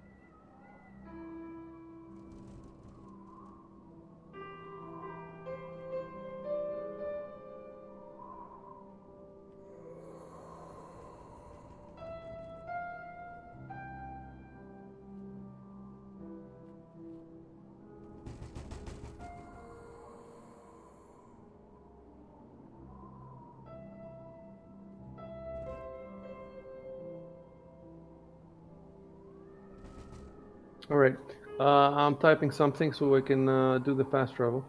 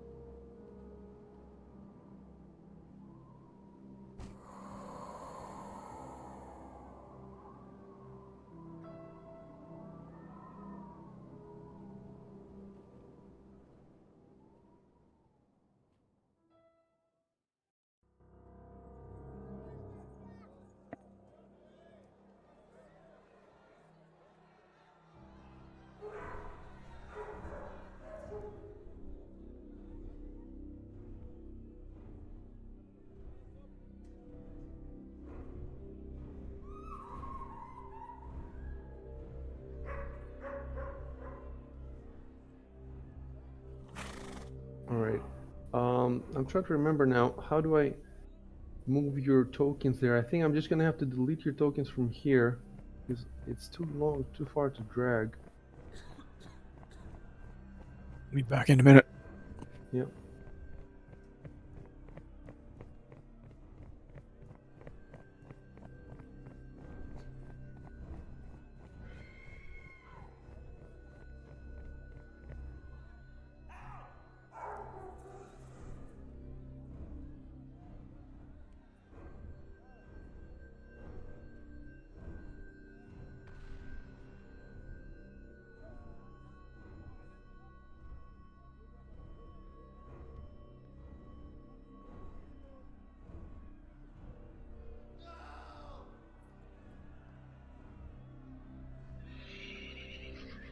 Okay, I'm gonna put a big arrow here so you guys can see where you are.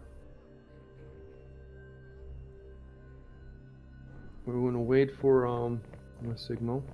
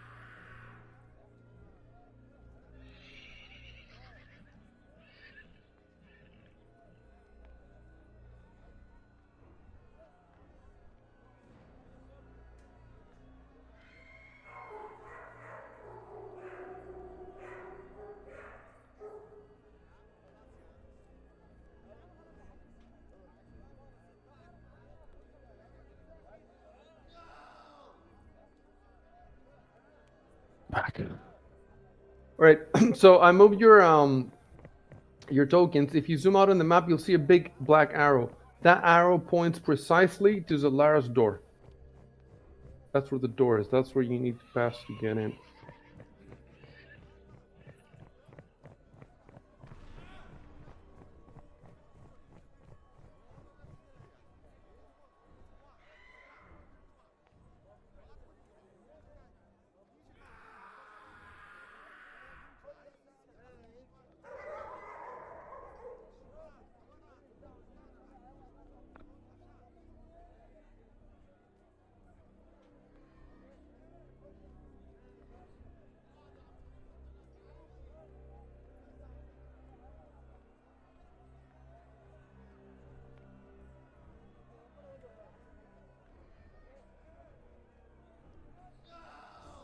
What signal? You're back, right? Yeah, yeah. Are you guys? Oh, okay. You're moving. Sorry, I forgot to zoom in.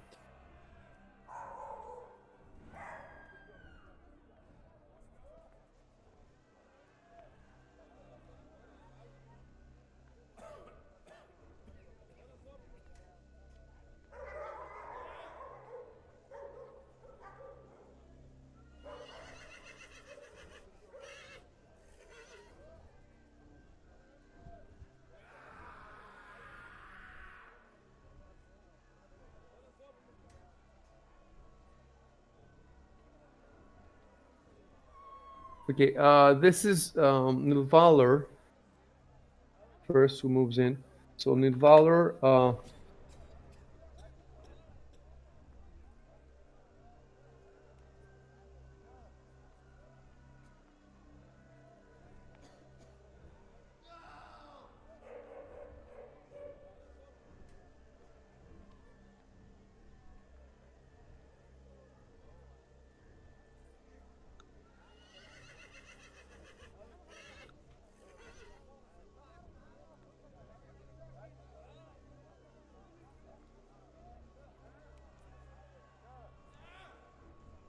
I'm having trouble with approving sometimes people's moves. Like for example, Saf is trying to move, and I'm clicking on the Saf. Try moving a bit further instead of 5 feet. Yeah, there you go. Okay.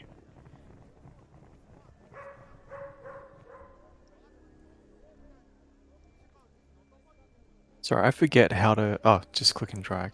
Yeah, just click and drag.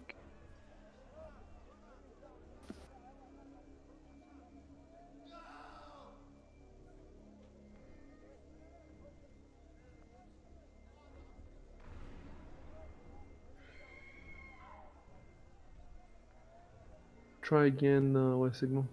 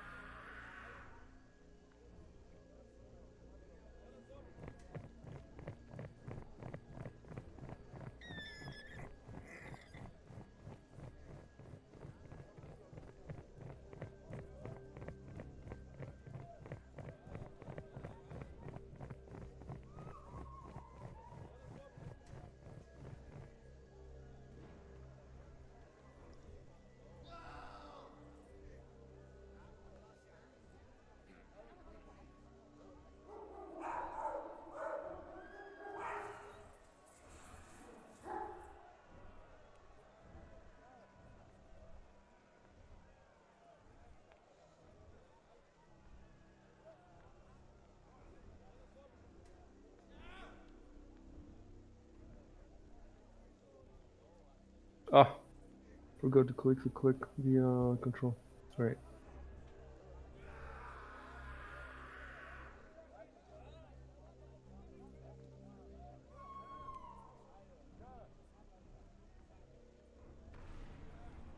Thank you for everything you have done. I am sorry that I didn't tell you the whole truth before. What? Okay. Sorry. Thank you for everything you have done. I am sorry that I didn't tell you the whole truth before, but I am certain you know now why. Most of it was true enough. My son did not return after he went to recover my herald deck, at least not alive.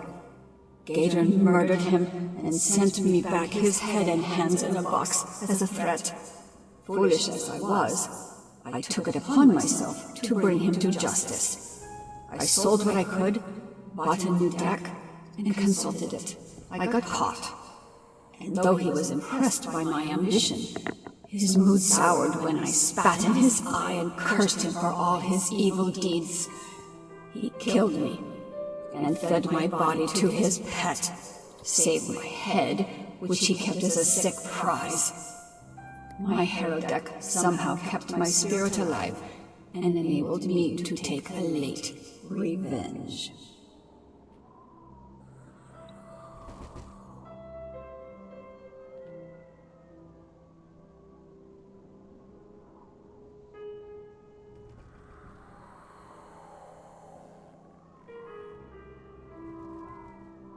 As long as you have my heraldic with you, I can help you to a certain extent. With effort, I can manifest and provide counsel or translation. I can use the divinatory powers of the cards to discern the natures of enchanted items. And I can feel something more within the cards. A hint of grand destiny and great trials for both Corvosa, my fair city, and you, my brave companions. When the time is right, I should be able to perform a harrowing with great power to bend fortune and fate in your favor.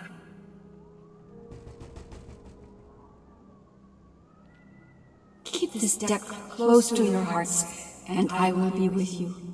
Thank you again for all you have done, and what you will do. So, look, these are the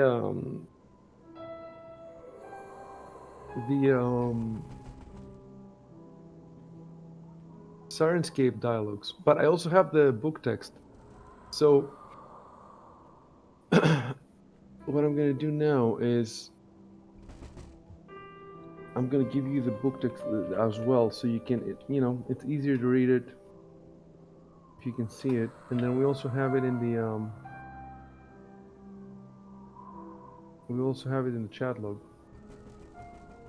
And we'll see. We'll see if I need to reconcile the two. We'll see. Read this as well.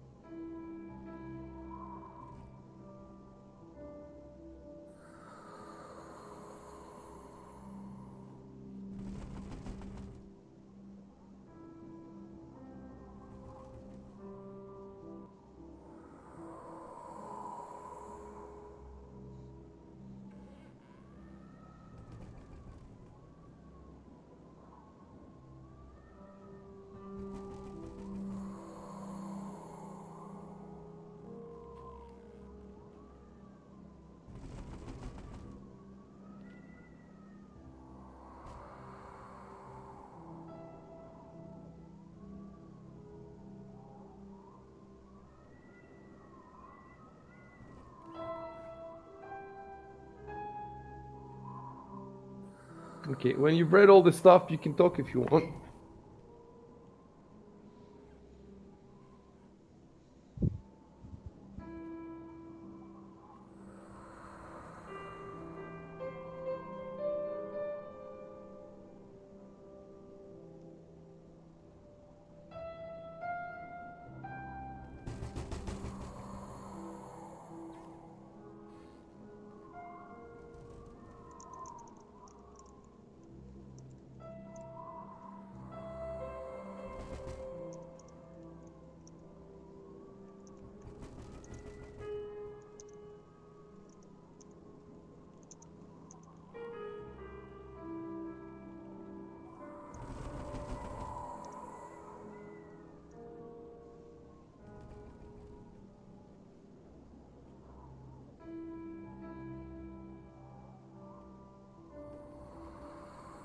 Yeah, that's very nice. It can be tough when the game just drops all this info on you, but you handle it well.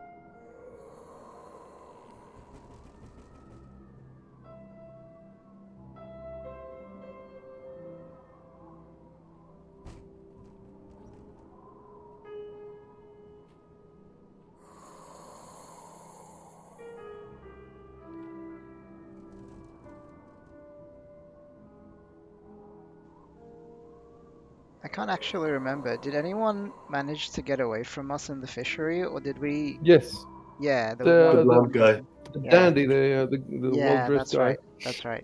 You killed the half orc. Yep. And you cut a deal with the gnome, and the gnome. Yeah. So the gnome and the other guy. So two of his three associates are out there. Yeah. Plus you left the freaking what was it? This not the shark. The shark. He had a pet shark, not a pet shark. You know, he fed him, but he also had the fucking crocodile, a huge that it was in the pool that he was watching you as you left.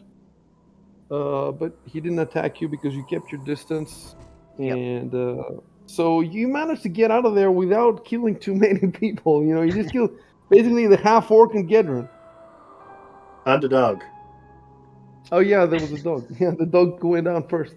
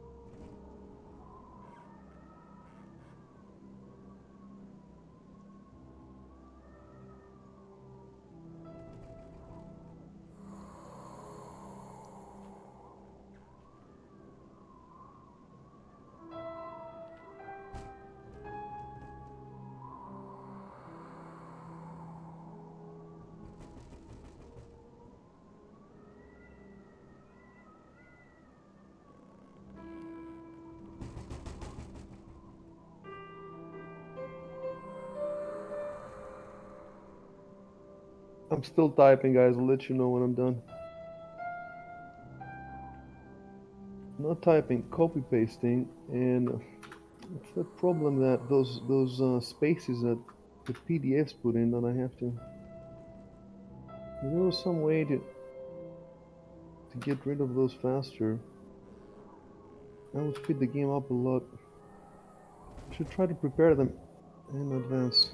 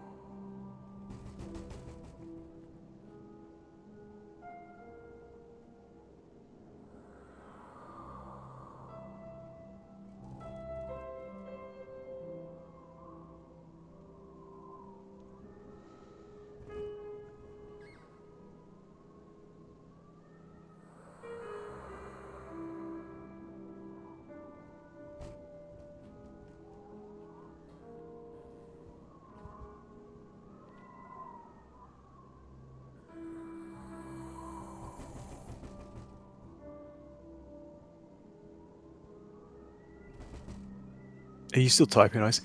Nope, I'm done.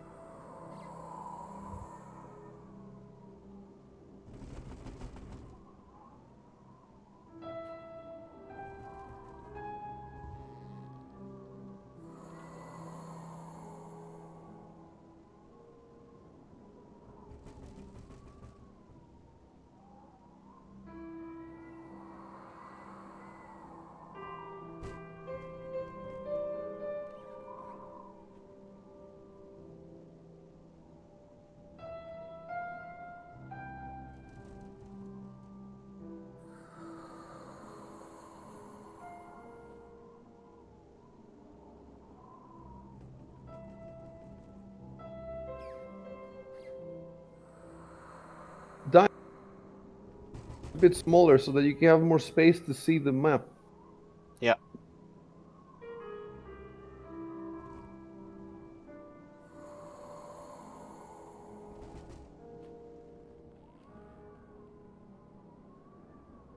Yeah, do something for me. Right click on the image because you're cropping her now, and it looks better in everybody else's. Right click on her image. Yeah. And choose view and scale to fit.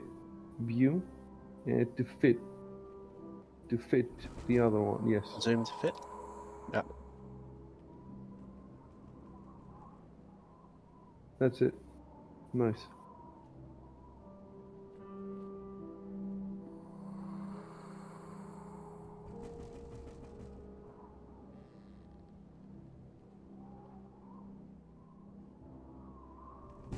Nice. Nice line.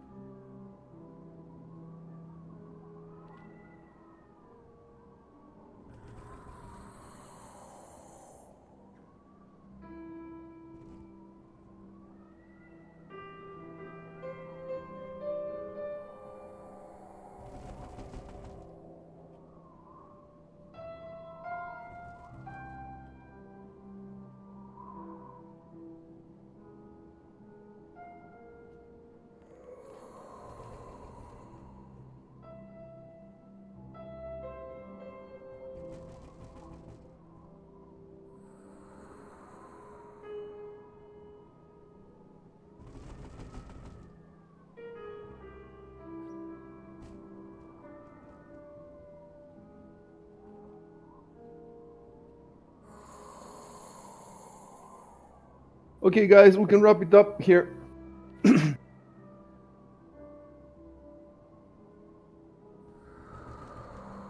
Decent progress. I was expecting more because I was optimistic, but we had all these issues to solve, and then we got bogged down on everything pretty much. Like we got bogged down with the hit points of the feverish man, with the identify stuff. Like, but the good news is the guys on Sunday won't have these problems. They'll play more than you.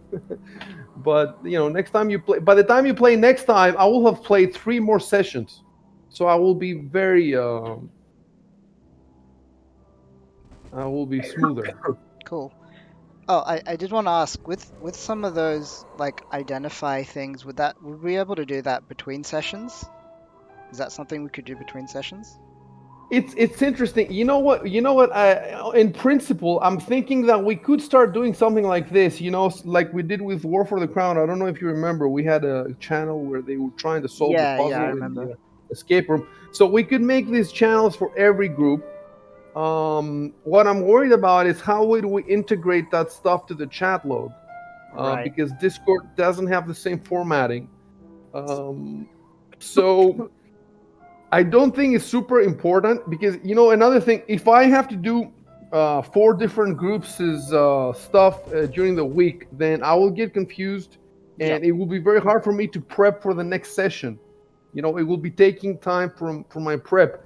So in this specific case of the War for the Crown thing, it made sense because well, it made sense. We were trying to make progress, and we were bogged down there. Like the Senate, the whole thing was, and it was because it was a puzzle. The whole point was for them to figure out the puzzle, and they didn't need to. It didn't need to be real time. We didn't need to be in the same place. Because imagine if we meet on Saturday and we have 6 hours to play, and I wait for 6 hours twiddling my thumb where the other guys are thinking. They don't need me. We don't need to roll anything for them to think. So that's why we did it there. But just like for a few the reason that if I was not so rusty, I could have done all those identifies in like 20 minutes instead of like an hour and a half for 2 of them. So next time, we could finish the identifies in 1 day. Plus now you have Zalara that can identify 3 times a day. Yeah, I saw that. That'll be really useful because we have so much shit to identify. So between that and between Addison's, you can take care of those items. Yep. Probably tomorrow morning. Like you wake up in the next morning and you can do most